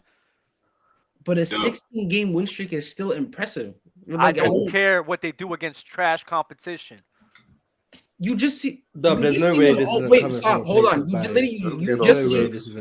I don't know. It's not a place of bias. Why should I big up people playing up against trash competition? They lost. Who does that? The same way you were gassing up when the Nets had a good defense with KD in the regular season, but when the Bucks go on a 16-game win streak, it doesn't matter. You value the regular season when it benefits. No, Mars. What did I say? No. Because what did the Nets do in the postseason? What did the Nets do in the postseason that I kept bringing up? They folded. Their defense was good though, correct? No. What are you guys talking about now? Are we lying? Wait, are we lying now? Did you value the 24-game like streak the Warriors went on in 16? Mars. Wait. Mars. No. Yes or no? The Brooklyn Nets. Wait, my bad. Mars. The Brooklyn Nets last season, they were like 30-something. They were like 30-something and 18 or something like that. And the defense was good. Correct? Okay. And the postseason, because this was last year in 2021, the defense of the Nets was good, correct? No. Oh, so 2 years ago. Because that's when I set this take. Postseason. You were saying it last year too. Last year. Yeah, when KD was leading the Nets to a good defense when he was on the floor, and then he was off the floor and they weren't a good defense. You said that. And then the boss was valuing the regular season defense. And then the boss. No, I was valuing the impact of Kevin Durant because you was capping about Kevin Durant. And was KD on the floor in the playoffs? You said what? Was KD on the floor in the playoffs? Yes, and where was the defense? Was that defense getting cooked? The defense against the Nets? Against Boston, yes. It wasn't like getting cooked. So 122 offensive rating isn't getting cooked. I don't value it like that, Mars. Okay. I gotta go, guys. I gotta about to work. Brody, you be safe, bro. So in this 16 game win streak, they played. Where does this shit start at? They played Denver, the Clippers. They played Denver without like Jokic and them guys. To be fair. Okay, that's fine. But they played the Lakers. I know they played them without LeBron, but they still had 80. They played the Clippers again. Then they played Boston. Then they play. I don't know if you consider Miami like a trash. I guess you consider Miami a trash team. And then they play Phoenix, Brooklyn. Oh, Mars, you know Brooklyn, you're bringing. Philly, hold on, my bad. Brooklyn Mars, again, Golden State, and then I'm not even saying the Bucks aren't a good defense though, right, Mars? Okay. I'm saying you value regular season when it benefits you. That's what I'm saying. I don't care about you valuing the Bucks defense. Okay, when the regular season benefits you, like when the Lakers are winning games in the regular season, or they're going to the finals. When the Bucks go on a 16-game win streak, they're playing hurt teams. You value it when it benefits you. That's what you do. You say you try to be objective, but you're not. You value what you want to value when it benefits you. No, because let me tell you the difference. Were the Nets going up against hurt teams after hurt teams and trash teams after trash teams? No, but their defense got. Okay, no. Time out. So they weren't going up against trash teams after trash teams and hurt teams after hurt teams. All I'm saying is I'm keeping the same energy of. You are 100% not. No. I'm gonna tell you, Mars. I'm keeping the same energy of they going on a run where they're facing hurt teams and trash teams and trash teams. All I'm saying is, do they have a good defense? Sure. Are they still a good team? Sure. Are they still contenders? Sure. But to sit here and say that they're the favorites or better than Boston Celtics or can beat them, I'm not getting with that. No. I think the Boston Celtics and the unit that they have is just better, in my opinion. Why? I think I'm not going to repeat it. I've said it before. I'm not going to repeat it again. Is it just the spacing? That's the scoring. Is the spacing. Their defense is one of the best in the league as well. I think they could guard on the perimeter better. They have more answers for Giannis and the Bucks than the Bucks have for them, in my opinion. The regular season, what the Milwaukee Bucks do in the regular season is great. But you're trying to context has been this Brooklyn Nets thing with Kevin Durant and the defense when that's just a whole different conversation, Mars. I'm not even bringing. I'm not talking to you right now. Yeah. I know. I didn't mean to say that. I forgot to talk about Mars. But when I look at those two teams, I think it's a great matchup regardless. So what do you have to say to that? No, you're right, 100%. I think that the Nets, not the Nets. Sorry, I think that the Celtics can beat the Bucks. But when I look at both teams and who I pick to actually win, I'd go with the Bucks because one, the paint defense that they have in the front court, like how versatile their front court is as well. When I watch those two play off of each other, is great. They're gonna barely have any paint touches that series because one, Jason Tatum just hasn't been like a great driver this year. Like he hasn't like moved me as this guy who can finish with contact. Because like you seen it last night, he blew by I forget who his name is. You know who he blew by, Mars. But anyways. He blew by one Houston Rockets defender to go for a right-handed layup and like hit pure glass. Like the nigga can't finish. Once he sees gap help, that was a good game plan from us. Like once he sees like good gap help and wing help, he just like the guy crumbles for some reason. I don't know why, because he shouldn't do that. JB has his own issues in terms of like the shot tunnel and like him knowing when to make good decisions or not. But at times he can be a very great just scorer in general. But like when I look at besides that, they're gonna have to have like a crazy shooting series. And I get it, you have the spacing to bring out Brook Lopez and bring out Giannis. But like realistically, if you want to be like get nasty, I don't see a nigga like Grant Williams going crazy from three in that series. I don't see a nigga like Marcus Smart shooting the ball lights out in that series. They're gonna obviously like the percentages are high across the board, but they're still gonna be like, okay, this guy right here, like we're playing, you're gonna have to like play off of someone regardless. And a nigga like Grant Williams is gonna be that nigga. Like it just has to be. It's just like that. And they can obviously scheme defensively to like hinder what the Celtics do. Which do you think Jason Tatum is gonna have the same series he had last season against the Bucks? He could be. What did he do last year against the Bucks? I remember that like 46-point game he had in game 6, and then he was inconsistent. He's always inconsistent. And for me personally, I think so. I think he might have the same series. Do you think he'll be inconsistent as well? Yeah, because the same problems that I seen last year is this year. And what do you think? And what do you think Drew Holiday would do? I think he could play better, but realistically, he might be inconsistent as well. He might. He might be terrible too, because he was terrible last game. But he was also like their second option, so you know. I mean, he would still have to be a second comparing option. A second option who should be a third to the best. Well, even when he was a third option against the Suns, he didn't play that well either. So a game? Huh? Just the game was your no, the whole series offensively, he just wasn't like that. But his like the thing is, if his offense was like hindering the Milwaukee Bucks from winning, that'd be like okay, but like the offense didn't hinder because he was obviously impacting them enough to where he's stopping their best. No. The reason why they overcame that is because one, Giannis went on a crazy tear, and Chris Middleton was there, who's going on a tear with Giannis. Like I said before, you need those two to be themselves. If they are not themselves, bro, I find it hard for Drew Holiday to be able to make something up. I find it hard for Brook Lopez to make some stuff too, because I think he's a guy that they are going to key in on to take apart in the postseason to get him guarding on ball. It is what it is. Lopez won't, like, I don't think he's going to be in coverages where he has to play extremely high or like switch out on like a JT. I don't think the Bucks if they got shooting all over the place, I mean, how are they going to hide that? Because then they can just get Brook Lopez off the court. Okay, so that means Brook Lopez is coming off the court, and then Jay Crowder is in. And then how does that offense look like now? Because Jay Crowder's not as good of a shooter. Jay Crowder's not as good of a shooter as Brook Lopez. It's the same. Jay Crowder provides good spacing too. That's what I'm saying. I don't. He's not as good of a shooter as Brook. And you've made your team a lot more up tempo simply because you've removed Brook Lopez, one of the slowest players in the league. And on top of that, and now Giannis at the 5. That's a great matchup for him. So y'all think they're gonna play Giannis at the 5? If they need to, they can. Yes. Yeah, but the thing is, what I don't understand is how are you not addressing the fact that other than Grant Williams and like maybe Al Horford, there's no other guy who can stop Giannis. Like if he gets in the mid post. Because they'll be able to slam double teams at him, bro. And you're gonna leave good quality shooters open, bro. They did that They were doing that last season. They would play that to him, and I mean they didn't slam him, but what they would do was they'll have Giannis, they'll double team him when Giannis had his back to the basket. They'll prey on his passing deficiency and his vision. And when his back was to the basket, they'll slam double teams. Giannis would get stuck.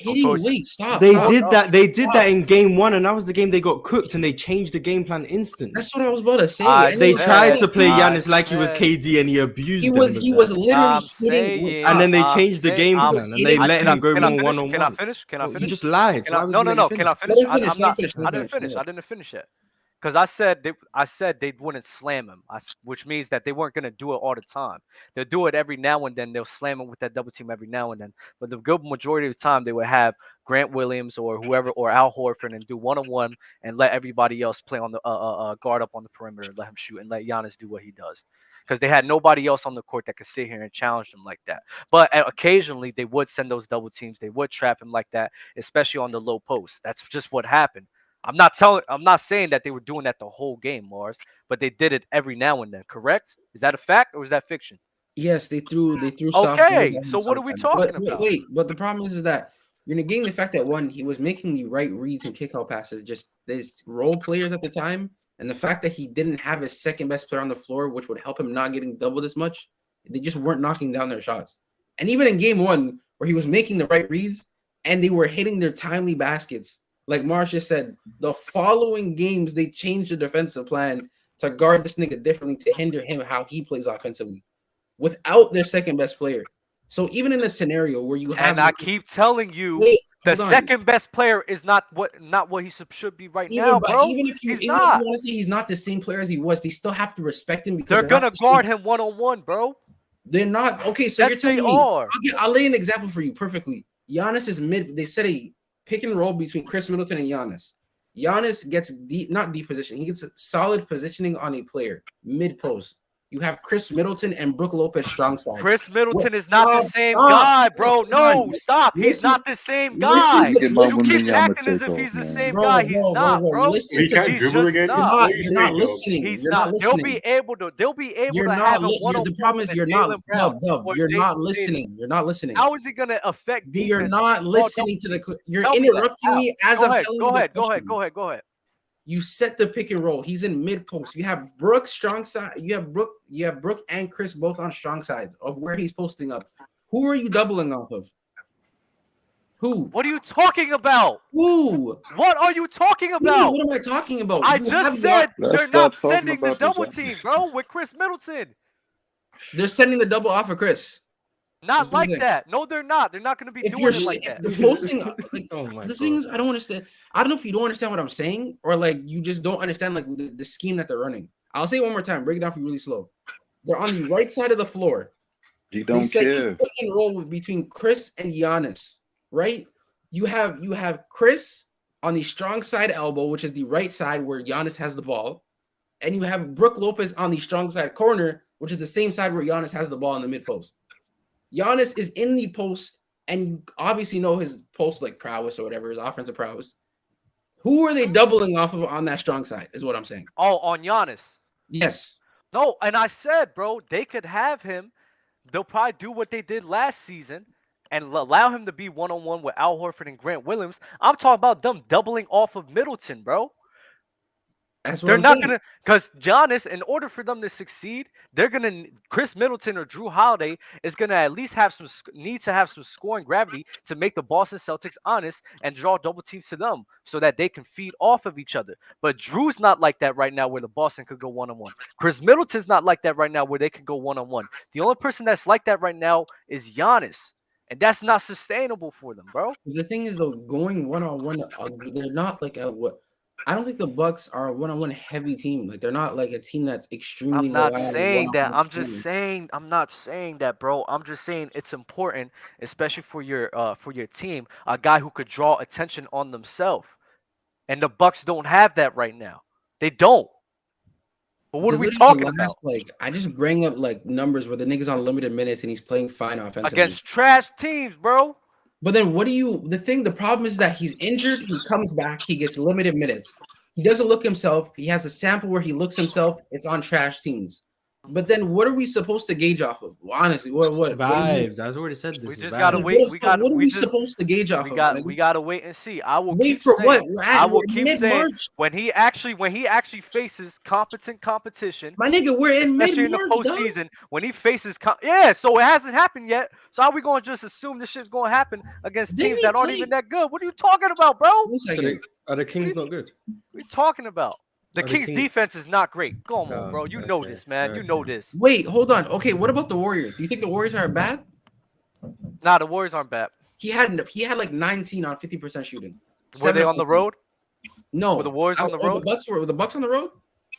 Who was on the road? The game was at Golden State. The game was in the Chase. It was in San Francisco. Yeah, that's one. Show me another one. Like this is the type of shit I'm talking about. Show me another one. Niggas, you can't have another one. That's one. You just brought one.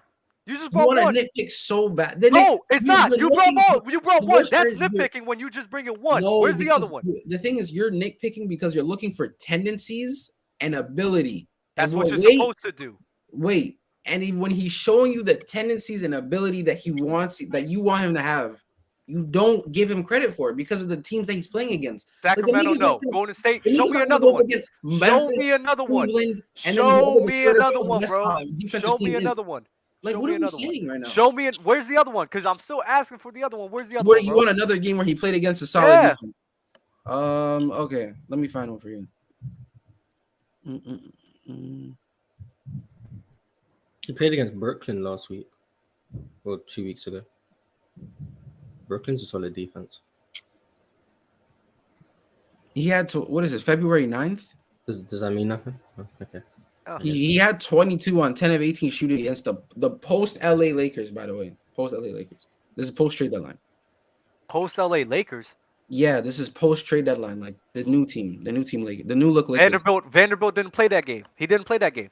Vanderbilt didn't play and LeBron didn't even play that game. Okay, let me find another one for you because I didn't know. What about when he played Miami? Wow, yeah, we got fucked by them. I'm not even gonna hold you. So does that count? They could. What did Chris have? Like 12? He had 24. He did not have 24 against Miami. What are you talking about? He did. I'm looking at it right now. Which game are you looking at? February 4th. Oh, you 24. Oh, you talking about that game? Yeah. Yeah, we can have that. I don't know what more games you want from this nigga. Like I don't. So that's 2. We just found 2. Well, the nigga hasn't played a lot, so it's not like a crazy. Okay, so what are we talking about? That's 2. Allegedly, Vanderbilt played, so allegedly you're capping. Vanderbilt didn't play. I'm just saying. I'm reading the chat. I know that for a fact. I can share my screen. I can share my screen right now to show you guys. He did not play. Was it February 9th? Hold on, let me go. He did not play. See now all y'all are casuals. Here, I'll show it right now. Did I say he played, nigga? Not you. I'm just reading the you, chat. He didn't play. He didn't play. He didn't play. So now I'm a liar. But y'all don't know what y'all talking about. No, Mars, you end the show, bro. No, he didn't play because it was like a day after the trade. But like, all I'm saying is a nigga who. Hello, guys. See, bro, they took him out because he was capping, bro. It's crazy. He took himself out. But I guess I'm just gonna have to read super chats while we end the show. Well, who do you got today? You got Inter or FC Porto? I know some Portuguese people, so I'll say I hope Porto win.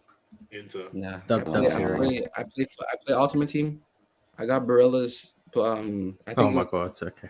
His UEFA card. I need him to win for that plus. Where is Vanderbilt? Where is Vanderbilt? Really? I just seen it. I said he didn't play. No, not you. The chat. Where is Vanderbilt? What are you guys talking about, bro? Y'all don't know. Y'all don't know, bro. I don't know. Just say like, that. It's the y'all same don't thing. know. No. The problem that I have with this dub is like the same thing I'm getting off of when niggas say this shit is like what for Clay. Like even though like I'm a Warriors fan, I do have bias. There was times where Clay was like he had like a crazy stretch where he's playing well, but it was against like mediocre teams. So people will be like write it off like it's against like the Houston Rockets or like against like the don't disrespect us. Now they say who keeping up with Vanderbilt games? Me, cause I watch it, bro. Fuck you. Jesus. Oh my god, bro. Go ahead, bro. But the thing is though, like you gotta give a nigga some time, and then when he shows you signs of like being solid offensively again, you can't just deny that because of who he's playing against. Him knocking down the shot is him knocking down the shot, dog. I told Mars this before. I value who you go up against. That's and we gave you the game. He played well against the Warriors. There you go. The nigga. Warriors in Miami. It's like, okay, that's two out of so many games, bro. Like, come on, bro. I need to see this more. He hasn't played a lot. What's so That's many? my point. So if he hasn't played a lot, I'm not gonna assume that he could be this number 2 guy. What are we talking about? Okay, but I'm giving you a stretch of games where he plays good, and there's a game also where he plays against when the Warriors are at home, they have a very good defense. So a good defense, and he plays well, and that's not enough for him in a limited amount of sample size. No, bro, no. I need to see a level of consistency, a limited amount of sample size. You're talking about level. Wait, you're saying level of consistency. Let me ask you this. Right? Let me ask you this. I'll put it just like this. If I'm making tests to make if I'm doing a test to gather an opinion about something, right? Am I going to just test it 2 times or 2 or 3 times and then assume that is my prediction or my hypothesis was correct, or do I have to test it more times? More times. Okay, so if he's showing me just a little bit, the test is so small. Why am I going to treat that small sample size as if it's law? Stop. Because I'm not with your own like example. You just cooked the fuck out of yourself. I don't know how you didn't notice that, but it's fine. There's more years of him playing well and more consistent than the sample size of him being hurt. So by your own logic, you would have to go with that sample size. Dub, how do you believe in the Lakers by this logic? Season? No, I'm talking about you said because of LeBron James. When you have a hypothesis, LeBron's been hurt this year. LeBron's LeBron, and AD's the AD. Has AD not been hurt this year? Yeah, if they get hurt, the only thing that's stopping them is if they get hurt. But their play, I'm not gonna lie, their play on the court is fine. How well did the Lakers play when LeBron and AD played together? This season? Mm-hmm. The Lakers lost, but I still thought they were great. Oh, okay. How well did the Bucks play when Giannis and Middleton play? They won. Oh, okay. What you mean? I'm just asking questions. That's what happens. That's what happens when you got. That's what happens when you got pieces that actually complement you instead of pieces that just don't complement your 2 co-stars. Well, they have the reason they were struggling wasn't because of AD and LeBron. Is because what happened against the pieces yesterday or the day before, wherever it was. Oh, the Lakers. The Lakers been on a tear. They just lost the other day. They got the pieces that were necessary for them to succeed, and what's happening? Their season's turning around, like I said it was, because they finally got. What are you talking about? Is it what they've been doing the last 10 games? I'm joking. Oh, so all I'm saying, so I can't just say. So the competition doesn't matter when it's the Lakers. I'm glad you brought that up. Mm-hmm. They beat Dallas. Mm-hmm. They beat the Warriors twice at home. So the Warriors were no Wiggins. The Warriors were at home or on the road? Huh? There was one game where we're at home, but without Steph. Oh, they were both. Oh, No, they were both away. They were both away. Without our best player, by you. They're both away. But the Lakers, Lakers are hurt too. They don't have LeBron and AD, and they're still winning games. So beating the Warriors when they're on the road is competition. They had AD. Bro, listen, bro, they're gonna turn it around. Mars, I'm trying to tell you. No, if you can't see how this is clearly biased to the teams that you favor, bro, this is teams. Nah, it's teams who I think is just better at basketball. Yeah, and the way you defend it is to be biased, because the argument you're making for the Bucks applies to the Lakers, but you believe in the Lakers and not the Bucks. You won't make the same argument. No, I believe in the Bucks. I don't believe the Bucks to beat the Celtics though. I'm not sure if the Lakers to beat the Celtics either. Are you so the Celtics are my picks to win the championship besides the Suns. Wait, why are you so high? So Mars, my bar for the Lakers and the Bucks are damn near the same. So it's still being consistent. Why do you praise the Lakers so much but disrespect the Bucks so much? Because I called it. But why? Well, this is my problem. So I'm gonna gas stuff up that I called. Why? Why do you do this thing where, like, not even this thing? You're gassing up a player, right? And Jason Tatum, who is a great player regardless, right? But against teams that are above 500, he's like ass. Who? JT. He's ass. He's not that good against team. I don't know that stat. Let me see. When his team's below 500. I have the stat on my phone, but I forgot where it was. I remember the numbers. He's averaged something from 33 to 35 on 64 true shooting. It's something really nice, right? Against teams that are above 500, not even it could be the Warriors, or it could be a team that's barely above 500. Not even it's not even only the good above 500 teams. It's just anyone who's above 500. He's averaging 28, 30 on league average shooting. It's a disgusting drop. It's bad. It's so bad. And this is when he plays against above 500 teams. God forbid what he looks like against a Milwaukee Bucks defense in a playoff series. I don't like. So that's a phenomenal point that I did not know about. I'll look into that. And then, Mars, I'll look into stuff. Bro, come on, man. What do you mean? I don't care. Mars, you got the super chats though, bro. Okay. He's 1% down, Dub. That's a single shot. Low, bro. But the rest of the team's better. Don't let him fool you. There's no emotion in that super chat. That's crazy. I guess he's saying Giannis's field goal percentage is 1% worse. So that's only one shot. So Dub, you're chatting. No, his mid-range shot is worse. Than himself. Dub don't watch the Bucks play for real. LMAO. Yeah, he doesn't. Listen, when they lose in the postseason, bro, I can't wait. I can't wait, bro. Dub, this ain't 2014 no more. Warriors defense? Question mark.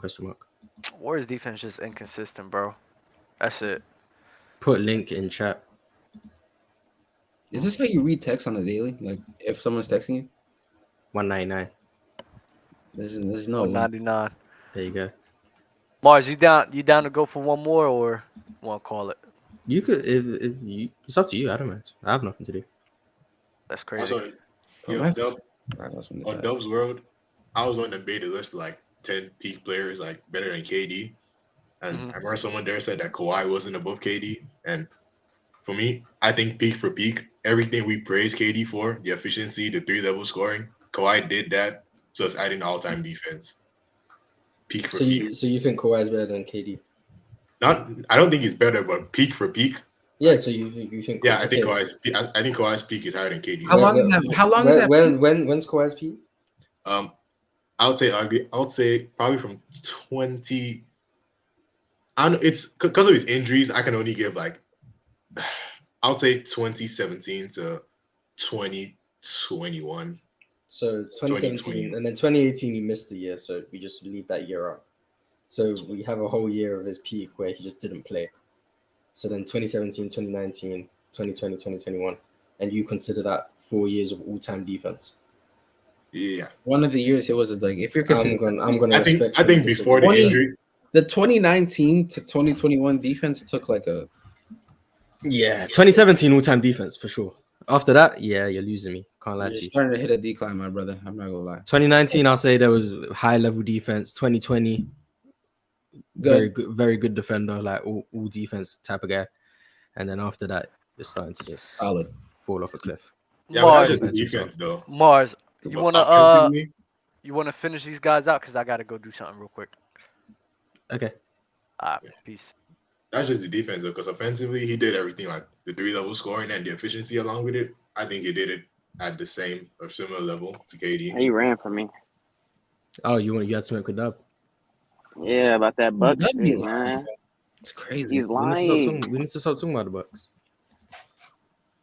You say you want to stop talking about him? Yeah, we need to stop talking about them. We're done. We're done with the Bucks. We need to talk about how Kawhi isn't better than KD.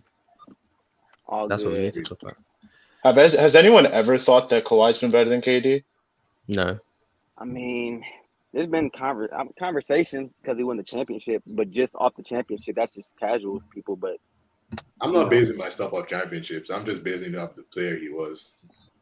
yeah, that's just casual shit, though. But I'm just saying, actually watch. Kawhi be hitting. He be going crazy though. No, Kawhi crazy. Yeah, Kawhi's really good. He's just not KD. Just 2017. He's just like, he's not the passer he is in LA. You're both not good that's the passers problem. under pressure. Like, so I don't. Like I'm not KD has his problems, but Kawhi wasn't a good passer under no pressure either, until like 2 years ago. That's the thing. Kawhi's peak. I say a year ago. Yeah, but things that in the playoffs. Kawhi's peak is you just start combining him. That's what you do. People, I've said this before. I do think Super Kawhi you is give better him the than 20. Oh yeah, Super Kawhi. Yeah, if you give him LA Clippers playmaking, Toronto scoring, and San Antonio Spurs defense, and put that all into one guy, that's better than KD. But that guy never existed. That's Michael Jordan with a 3-point jump shot. But that guy never existed. So if we like 2017, the playmaking wasn't there, and I'd argue the scoring volume consistently wasn't there either. And then 2019, the playmaking clearly wasn't there, and the defense took a slight decline, but the scoring was better. And then in LA and the Clippers, the defense was definitely not there, but the playmaking elevated and the scoring was there. And I'm not taking Clippers Kawhi over Kevin Durant. So then you'd have to argue that San Antonio Spurs Kawhi was better than KD, but the lack of playmaking, I mean, it's just not moving me. I'm sorry. And scoring. I don't. First year he made all second defense on the Clippers. All defense is reputation based awards. And I'm a stand on that till the end of time because I think you're gassing up his fallen defense, though. I'm not gonna lie. Okay, so Kawhi in 2017 was one of the best perimeter defenders of all time. Kawhi in 2022, what is he? I still think he's a top 10 defender in the league. Okay, Jesus Christ. Okay. It's just when he locks in. This is when he locks in. He can do that. Yeah, we can agree to disagree. I hate that shit. I hate the. It's the same thing. It's the same thing with Embiid when it's like when he's on, he's unstoppable. But yeah, we can agree to disagree. For Embiid, like, but you're not just gonna drive by Kawhi. When Embiid is that's what I'm saying. Like, no, the thing with Embiid is like you can clearly tell like he's not giving effort. Like it's either you're locked or you're not. And when no. The thing is with Kawhi, I think you can attack. I think you can attack him on a closeout, but I think like if he's in front of you, you're not just gonna get by him. I've seen you get attacked on a closeout. I've seen Jordan Poole get by Kawhi Leonard. That's enough. Jordan Poole can get by anybody. He's like quick as fuck. He's not as fast as he used to be. He's strong and he can still stay in front of people. I still think he's a good defender. He just like when we compare that to 2017, it's like night and day. Like, that's not a comparison. Yeah. I know there's some people in the Discord that think like Kawhi is like similar-ish to what he was in San Antonio, and I think that's just disrespectful to who Kawhi used to be defensively. Why is San Antonio like night and day much better defender? Like way better. And he was like a solid scorer, but like his defense was crazy in San Antonio. Yeah, he was guarding Steph. He was active. Off ball, on ball. He was legitimately like one of few different. Like 2017 Kawhi was like a weird anomaly where like everything he did in terms of like defense was like damn near like perfect. Like off ball, on ball, pressure, off ball movement when it comes to screen navigating, on ball screen navigation, hands, verticality, steals, blocks, like anything you name it. Like he was just great at it defensively. It was just weird. I don't know. I think that's when Kawhi's body was responding well. Like as his body was responding well with his talent, that's when he's performing at your best. Because remember, the best ability is availability. Yeah, that was right before his injury started piling up. Mm-hmm. That's when he was fully healthy and his talent met his healthiness. So when we see Kawhi fully healthy and his body's not really affecting his game, that's when we'll probably see another glimpse of 2017 Kawhi. But until that happens, He would that will always be his peak. I don't think we're getting 2017 Kawhi back. I'm not gonna lie, that's not happening. It's either going to get that or better. It all depends on his injuries, on his body. It all depends on his body and his injury respond. Because if it's a close game, we'll see him. He's not going to be able to look like 2017 Kawhi Leonard with that defense around him. I'm sorry. Yeah, not with that defense around him. But he wait. No love for Paul George. No love for Paul George. If his body responds to his talent, he's going to be Kawhi regardless. Paul George, all defense guy. But they got good defense. They got a good defense. They just got a bad defense now with Russell Westbrook. Remember like the DPOY cases that he had in that year? He led the league in steals and like deflections. Yeah, bro. I seen James Harden do that. Nah, James Harden no play defense, no championships. But let me read these super chats. Brian again, 2018 Celtics, number 1 defense, 22-8 versus the West, 26-11 without Kyrie. Cool. What was this for? It goes back to Low talking about MJ playing against the Miami Heat in 97, I think, and how they're an all-time defense. And then now Brian is saying that LeBron cooked the 18 Celtics, who had the number 1 defense. So he's better than Jordan. Nah, no sense. Do you think the Mavs should full tank and gamble for a top 10 pick with the Knicks pick? The roster's not good enough, no defense, or should they try and go for it?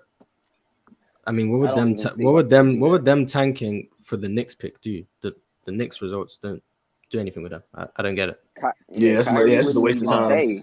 It's weird because they're too good to tank, but they're too good to tank, but they're not good enough for a chip. So they're just in like a weird spot. I say keep playing. And they made their move with Kyrie, so it's just like I feel like a lot of teams don't have a lot of patience anymore. I got them in the play-in. You gotta give some of these teams time to play together, bro. Yeah, build chemistry. Especially playing a guy like Luka, you need time to like develop chemistry with. So I say keep playing. I don't think it's anything about chemistry. I think they're just playing basketball. It's nothing offensively. They just don't got a defense. They're not that good. They're like a playing team. I think some stuff offensively. It doesn't. At times the offense looks stagnant with those two on the floor. So like I don't. It's still like there could be times where like Kyrie's on the floor and Luka is on the floor at the same time, and it still looks like Luka ball. Like, so like I don't. If you're Jason Kidd, you need to come up with like include both of them to maximize both of them like at the same time. Yeah, I think that's why I don't have Luka a little bit. I feel like the only reason that the Mavs are getting like outscored, not even just because of their defense, because they're getting outpaced. You like Kyrie, I said, he's good. Usually when Luka and Kyrie iso ball, they do use up a lot of the shot clock, use a lot of the time. That definitely matters. You know what I'm saying? When your pace is low and you're playing iso ball, that your pace is going to be lower. They're not scoring at a super quick rate. Like you look at their pace. For the Dallas Mavericks, since Kyrie been on the team, hasn't been that high, and that's mostly because they've been playing a lot of iso ball, and that's really one of the reasons they're getting outscored. If you get more possessions, you're going to score. And the fact that their pace is much higher when Kyrie's off the floor versus than Luka, but I can understand what you're saying. I think more time playing with each other and getting better, like surrounding cast around those two is like moving off of Christian Wood has to be like a like one of your top 3 things to do in the offseason. And trying to get more of a wing stopper because you lost one to Dorian Finney-Smith. But if you could do that, you can improve your roster to be more serious in the West. Because you don't believe in Josh Green's defensive potential. He can be a good POA, but I don't. He's like a 2. He's too much. He can be a good POA, but like I don't see him guarding too many wings. You want Josh Green as your gap help for you? Or you're like, do you want that, or you want him on ball? Messi Kleber. Look, I can't get any straight answers out of Mars today. What's wrong with Messi Kleber? You tell me what's wrong with Maxi Kleber. Davis Bertans. Who then? Bertans. Yeah. I'm not being serious. Haters gonna hate. Who has Luka top 5? Who has Luka top 5? Well, top 5 in the NBA right now. Yeah. Top 5 in the NBA right now. Absolutely. Yeah, he's top 5. If I had to say a number, I'd probably have him 4. I have him. Hey yo, am I here? Yeah, you are here. I have him like 4th or 5th. Depends on how I feel. I think I have him. Wait, actually, I don't know how I feel about Luka versus KD Giannis, right now. Embiid. This is no order, by the way. People keep on calling me. No, yeah, I do. I have him at like 4, I think. Hey Mars, yes, I've been watching the show for a minute, man. I just had a couple questions. So with this whole John Stockton thing, right? I posted in one of them super chats. I said that I downgrade John Stockton a little bit because Darren Williams came in and had similar success. Oh, that was without a Karl Malone Hall of Fame type player. You know, what's your opinion on that? Let's show some respect to Carlos Boozer, man. But I mean, come on, Carlos Boozer. Cool. I got you. I think same system, same coach. Everything. I don't know. See, and I feel like Darren Williams was a better scorer as well. What? Than John Stockton. What? Darren Williams not a better scorer than John Stockton? And in what ways? Who's denying that? I mean, I'm not denying I don't know. it, but I don't know. He's making it seem like, you know what I'm saying, Darren Williams just clears John Stockton. All you said was better. That's what making it trying to seem like. Okay, just so we can understand, are you saying Darren Williams is better at basketball, or you think John Stockton is slightly downgraded because Darren Williams looks good in Utah? I feel like it's somewhat like, how do you value someone the same way when somebody can come in and replicate your production pretty much with the lesser talented team? Remember, he went to the conference finals. He lost to the Spurs. He lost to the champ the same way John Stockton and Karl Malone lost to the Bulls. Like, they just happened to make it to the finals. Like, so I feel like, yes, Darren Williams don't have the longevity of a John Stockton. He don't have the numbers, but he had a good career, not a great one. What did Michael Jordan tell J.R. Smith? You had a good longevity's overrated, guys. It doesn't really matter. You had a good career. And that's another thing, bro. Y'all need to stop disrespecting John Stockton, bro, because I'm gonna listen to the NBA legends over y'all fools, bro. Gary Payton said John Stockton was his hardest matchup. Gary Payton also. It's not. They're lying to you. I'm not bro. Gary Payton. Who said it though? Who said John Stockton was the hardest matchup? He said it. Yes, he said that on YouTube. You can look it up. Look it up. John Stockton was his hardest matchup. He also said that he has John Stockton number one as a point guard over Magic. GP. Yeah, GP said that, but here's my thing. I don't believe that he's the greatest point guard of all time, but you have to understand. He is lying. Oh, you listen to the player when it comes to the matchup, but you won't listen You're to him. You're telling me John Stockton was a harder. Wait, hold on, stop. You're telling me John Stockton, even if you want to believe him, just think about it. He played dirty. John Stockton was a dirty player. Hold on, just contextualize. So why am I praising him for that? Okay.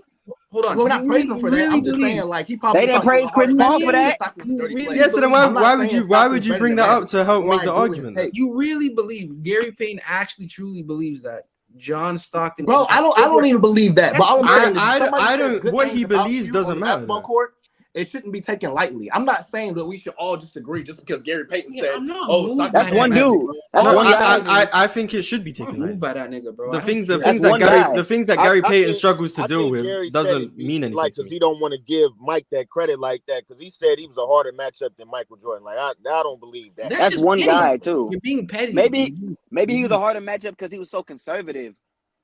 It's because he was a dirty player. I brought up Gary Payton, but Gary Payton's not the only player to say this. You can look up many players who played against John Stockton who speak very highly of John Stockton. So I just don't understand. No, that's right. They can speak highly of John Stockton. I don't really care. Like, the way what they find difficult to defend I don't think doesn't change what is actually. Like all I'm saying is, I'm not saying John Stockton is a top 5 point guard. I'm not saying that, but okay, that's my thing. Like John Stockton was his ass. A lot of the old does anyone here think John Stockton is a top 5 point guard? Raise your hand. I didn't say that. No, so we all agree. Oh, one person. We all agree. Besides the guy who's yeah, I'm just saying. I'm not saying that John Stockton is a top 5 point guard, but I'm saying the disrespect that y'all give him is way too far. Y'all need to chill out.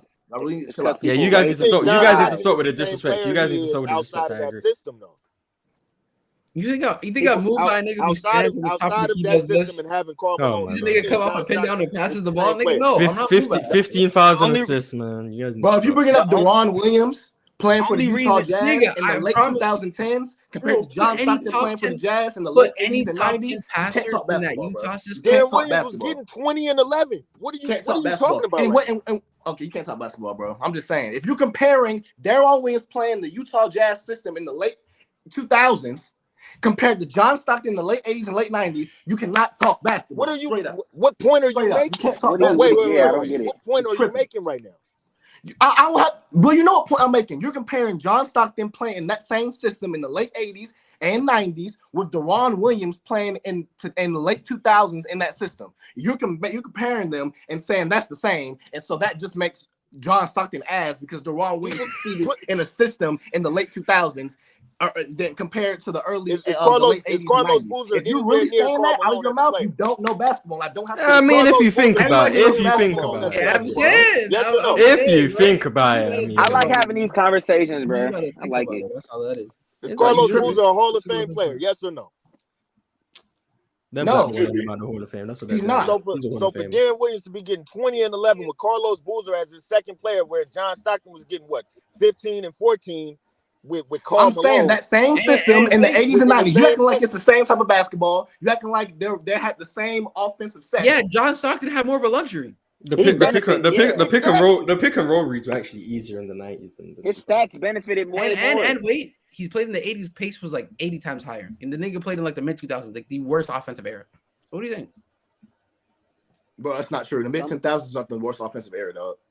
Early The 2000s. is early 2000s. But Let me ask you. Let me ask you the this pace was question. the same. 2007, 2003, same Mars, shit. can I ask you a Who cares? question? It's not the same thing, bro. Yes, That's why you're yes, young. you It's can- not the you same can- thing. Because if you're watching basketball during that if time, you it's replace, the same thing. You weren't there. You I didn't don't- see it, I don't man. You care. didn't see it. You didn't see it. You Man. didn't see it. Mars, You wasn't Mars. there. You probably Not to yes. say after that they 2000. win, but if you replace John Stockton with Darren Williams on them finals Utah teams, do you think they have a better chance? Not saying they're gonna win. Is it more? Is it more competitive? Is it a closer series? I like having these conversations because I feel like you throw anybody back in. What was my 97, Not 98? anybody. Yeah. So prime Darren Williams versus old man Stockton. No. That's what I'm saying, bro. Now that Mars is breaking it down in context, now it sounds stupid to y'all, right? Thank you. Okay. Mars, you're still taking there. You No, know what's crazy? he's talking about put him in. in that same position though. Yeah, if you want to, Deron Williams in that same position as Stockton in 97, 98, the Bulls winning in 4 instead of 6. Yo, Mars, who you taking? Who you taking? I mean, I think if you wanted to argue that prime Darren Williams is better than 35-year-old John Stockton, yeah, that's not something. It's not a terrible argument. I give you that. I think prime John Stockton is just better than him. Exactly. But I think if you wanted to argue 35-year-old John Stockton isn't as good as prime Darren Williams, that's fine because prime Darren Williams is crazy. I don't think anyone's arguing that prime Stockton is not better than prime Darren Williams. I don't. But that's the point. That's the point I was addressing on that super chat. On the 97-98 Jazz might be better than John Stockton, but that doesn't take away from how that doesn't take away from how good John Stockton was. I guess my only thing with the Stockton point is that I feel like people give him all of this credit, but it's like, bro, somebody came in and pretty much until he fell out with Jerry Sloan, he was pretty much having the same career. He handed him 15,000 assists, right? Like that. That's what you're saying? No, I'm not. I'm not saying like, yes, you have to be a good player to do that, but what I'm saying is like, where in history have we seen someone come in and just replicate a Hall of Fame player's production in the same system and everything? He did not replicate his production, dog. I want you to bring up the numbers, bro. I'm looking at basketball reference right now. Actually, I'm looking at basketball reference, not compared the numbers. So, and it's your argument, so I'm not gonna bring them up. They don't play the same. Since you think that because Darren Williams was more aggressive as a scorer, probably a better pull-up shooter. Like I want to see him. John Stockton was a much better defender than Darren Williams ever was. Absolutely, I definitely agree with that. Then pull up the numbers then. Okay, hold on. That's right. Pull up production numbers. I'm about to right now. Thank you. You're talking shit that don't fucking make sense, bro. Pull up the numbers. I'm looking right now, hate talking about John Stockton because somehow this is gonna turn into me being a hater right now. I'm not moving. Mars, you actually spitting the facts, bro. I'm just saying, like, I agree that I don't think John Stockton is a top 5 point guard. Williams' second year when they went to the conference finals, second year to the Spurs, he was putting up 16 and 9. He's cooking. The year after that, 8, about pretty much 19, 10 and a half. Oh, only 9 assists. You know, John Stockton is the only point guard to put up more than 13 assists in back-to-back seasons. He was passing to Karl Malone in a higher pace era. What are you if that's the case, then why hasn't any point guard in history done that? Imagine because they don't play like that. Wait, name a time where got to play with that high tech. Other than Magic, who got to play with like a player that like crazy on offense like that? Yeah, that crazy. Just throw it to their big man and just 1911 with Carlos Boozer as his second best. Stop disrespecting Carlos Boozer. Stop doing that. Carlos Boozer is really good. Like exactly, Carlos Boozer was good. Carlos Boozer was really good. I'm not saying he wasn't good, but was he He wasn't Karl Malone. Exactly, but he was really good. He was not the mailman. He wasn't. So I guess anybody averaging 11 assists is just as good as John Stockton, according to this guy. Yeah. Anybody averaging 11 assists is just as good as him. When Andre Miller averaged like 16 and 10 on the Cavs, Are we saying that? Because You not hear this, bro. It doesn't make sense. Wait. Think of the defense may be worse, but think about it like this: slow down plays. Exactly, slow down pace with like Big Z and stuff. A lot of screen action. You get to roam off the top of the key, and you get to just pass the ball. Why not? Why not? Honestly, why not? Why not? I just want to know. So when Andre Miller was averaging like 16 and 10 on the Cavs, because it was the Cavs, does that mean he's like on John Stockton's level? Because he's passing to like. I don't even know who was on that team. Ricky Davis and them. You want to know my real answer? Sure. Nah, it'll be bad. Okay. I was about to end the show. I'm not gonna say all that. It's okay. No, but like I'm genuinely asking, does that make Andre Miller bet like on the same level as John Stockton? No, I'll troll aside. No. But why? He's averaging like 16 and 10 because to guys who people aren't only Carmelo. bring up context when it feeds their argument. You understand, Mars? People only bring up context when it feeds their argument. That's what it can't That just copy what Mars said like 15 minutes ago, bro. I guess, bro. And then the other I was saying this shit before Mars. Mars was clarifying what I said. For real. I think that's just the thing everybody says, you know. Like, are you tripping? Everybody says that. Nah. So no love for Andre Miller then. That's what I'm hearing. That's what I'm saying. You can't answer the Andre Miller He's question. a good passer. He's not on the same level passer, but you know. No, but why? He's passing to Ricky Davis. That's the only guy I remember on those early 2000 Cavs teams. I'm sorry. If someone else can remember that team, any Cleveland fans. What was their play style? I don't know. You think I was watching the 2002 Cleveland Cavaliers? Why not? The hoops. I wasn't. I'm good, bro. I'm good. The hoops, bro. You're watching the 2023 Houston Rockets. That's all I'm saying. The other they got question Jalen I had Green. is I wasn't about watching the Cavs post Mark Price and pre LeBron, man. I went there. The whole J Kid Jokic thing, that right? had to be some disgusting hoops. Oh my god. The whole J Kid Jokic thing, right? My only thing with that is like I feel like J Kid was able to put up, do what he did with less talent, right? That's a fact. I agree with that. Do J Kid get the bulk of his respect from the finals runs with the Nets, right? Wait, yes, Jason Kidd took yes. Right. Wait. I'm finna get to my point. So Mars said that Jokic is a better passer and playmaker. I said interchangeable, but yes. Oh, playmaker, yes. Passer, interchangeable, but yes. Well, yeah. I feel like I guess since Jokic is more of a threat to score, yes, he probably is. He might be a better playmaker, but I respect J Kidd in the fact that team in a slow down era, with no spacing and all of that, he's not a floor spacer himself. He got to the finals based on leading that team with his passing and playmaking and stuff. Based on their defense. Carry on.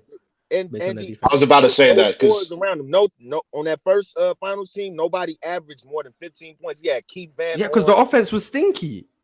But what I'm saying is you have to be a great passer in order to make, or how should I say? That happened with Jokic last year. Jason Kidd was a great passer. The reason they were making the finals is A, because the East was trash, and B, their defense was really good. Not because of Jason Kidd's passing. What I'm saying is I was about to say, like that comparison. Yeah, that was when you compare Jokic as a passer, he has better weapons and more spacing and everything around him. Mm-hmm. J Kidd didn't have a Jamal Murray or a Michael Porter or who else was it? Aaron Gordon and I guess. I get what you're saying. I mean, he's basically no. Those teams weren't just inept offensively. I think that no. I think that's fair because you're saying the degree of difficulty of which pass he had to get off because of the weapons that he didn't have would make it harder for him to get. And the fact that he wasn't a scorer himself. Mm-hmm. That's fair. I think Kidd is a better passer than Jokic, but given more time, I think Jokic will be better. I think Jokic is better. I think they're interchangeable. Like if someone has Kidd as a better passer, I'm not going to argue because Jason Kidd is just as a playmaker, I think Jokic is better. Oh, yeah, I guess my point is when you're nowhere near the level of score of like Jokic as Jason Kidd was, to be able to even, you have to be so much better of a passer to even be able to do it because nobody's looking at you as a threat offensively like that. So how many players does that apply? Like, so if I said Rajon Rondo, does that same logic apply? Not necessarily because he had better weapons at his disposal. So it's like it's a little bit different. J Kidd did it without a Paul Pierce, Ray Allen, and all of them guys, and KG. I mean, so did Rondo. Huh? Magic. Rondo was past one, like when he was in Sacramento, when he was in New Orleans, when KG and them guys got old. Like his team had no six. What did his team do? That's what I'm saying. J Kidd. But the reason the Nets had the success, point. That's the not the reason the point. Nets had success is because their defense was like the best in the NBA, not because their offense was really good. Yeah, exactly. That's what I was gonna. That's what I was trying to say. I think Jason Kidd is a great passer. I can't say he's a much better passer because his team made the finals for reasons that aren't his passing. They made the finals because their defense was so great, and that opened up their transition game where Jason Kidd was probably the best in the NBA. But that doesn't make him a better passer. The defense did that. And I was going to say, because I have heard some people. I can't conflate, like, a player has holes in their game where they're not that good at something. Their team having success for other reasons doesn't then make those attributes that they're not that good at better. Like Giannis not being able to shoot doesn't all of a sudden he's a good shooter because he won a championship. No, he's still not a good shooter. Yeah, no. Those Nets offenses were still not good, but they made the finals due to a combination of the worst Eastern Conference from 99 to 04. Plus, their defense was the best in the NBA, in part because of Jason Kidd, Kenyon Martin, guys like that. I'm not going to say Keith Van Horn was a good defender, but Kerry Kittles and those guys, like, they were a very good defensive team. That's why they made the finals, not because Jason Kidd was a fantastic passer, even though he was. Like, that helped, but that wasn't the main reason. I can't, if you get what I'm saying. I think I was going to say, because I remember Ticket saying that was good at manipulating the game in ways that don't show up on the score sheet. Jason Kidd is actually a very underrated with his basketball IQ. Mm-hmm. That's exactly why it wasn't just their defense that got him there. Of course, defenses win championships. Mm-hmm. I definitely agree with Mars' take on that. But his Jason Kidd's been able to run that offense. That's why he's a coach now. He knows plays back and forth like the back of his hand. That's exactly why the Nets was able to succeed because that's why I thought Steve Nash would be a good coach, but he just proved me wrong. I don't think he was there. I mean, that's different though. Steve Nash is, you know, what I'm saying, he didn't do the things that Jason Kidd did on the court to show that he has that same intelligence. Hey, I don't think Jason Kidd's a good offensive coach, to be honest. Like, I think he works all off instinct. He's not a good offensive coach because he wasn't much he's of a smarter great than everybody else. offensive He player thinks people are going to pick up what he did, but Jason Kidd realized, niggas used to call him Ace and Kid, no Jay. I'm going off of what he said, so I was like, he's top 10. He's top 10 in threes all time. Oh, lows here. Yeah. Let me say. Yeah, like Jason Kidd, like people think. I think Jason Kidd is one of those people who think like he thinks that everybody else looks at the game the way he does, and they don't. There was too much. There's a little too much. Oh, so we spoke about John Stockton and now Lowe's here. There was too much positivity. Yeah, we don't want to talk about shit. It's like Beetlejuice. John Stockton, Low plays up. You know what I'm saying? A little bit. Wait, where Low at? Where the man's name 3 times. Low about to pull up. I just sent the link, and the only person I'm going to bring up is Low. So if you're not Low, unfortunately, you're not going to be coming up because you don't have 300K subs. My boy Low saw the top 10 signal. I want to know what. Yeah, I want to know what Low feels. He's just going to talk about how John Stockton's degree of difficulty wasn't like that. Yeah, that's what he's going to say. He's going to say the same shit every time. It wasn't though. Is he lying? Is he lying? No, that's fine. I'm not saying it's a problem. I'm just saying that's what's going on. Mark, you're telling me if you just suited up, you couldn't do what John Stockton did? Me, I can't play basketball. Half of y'all couldn't do what John Stockton did, bro. Legend of winning outside? Wait a minute. No way. What are y'all? LOW, the GOAT. I just got done recording playback, bro. I know y'all not praising that fraud John Stockton, bro.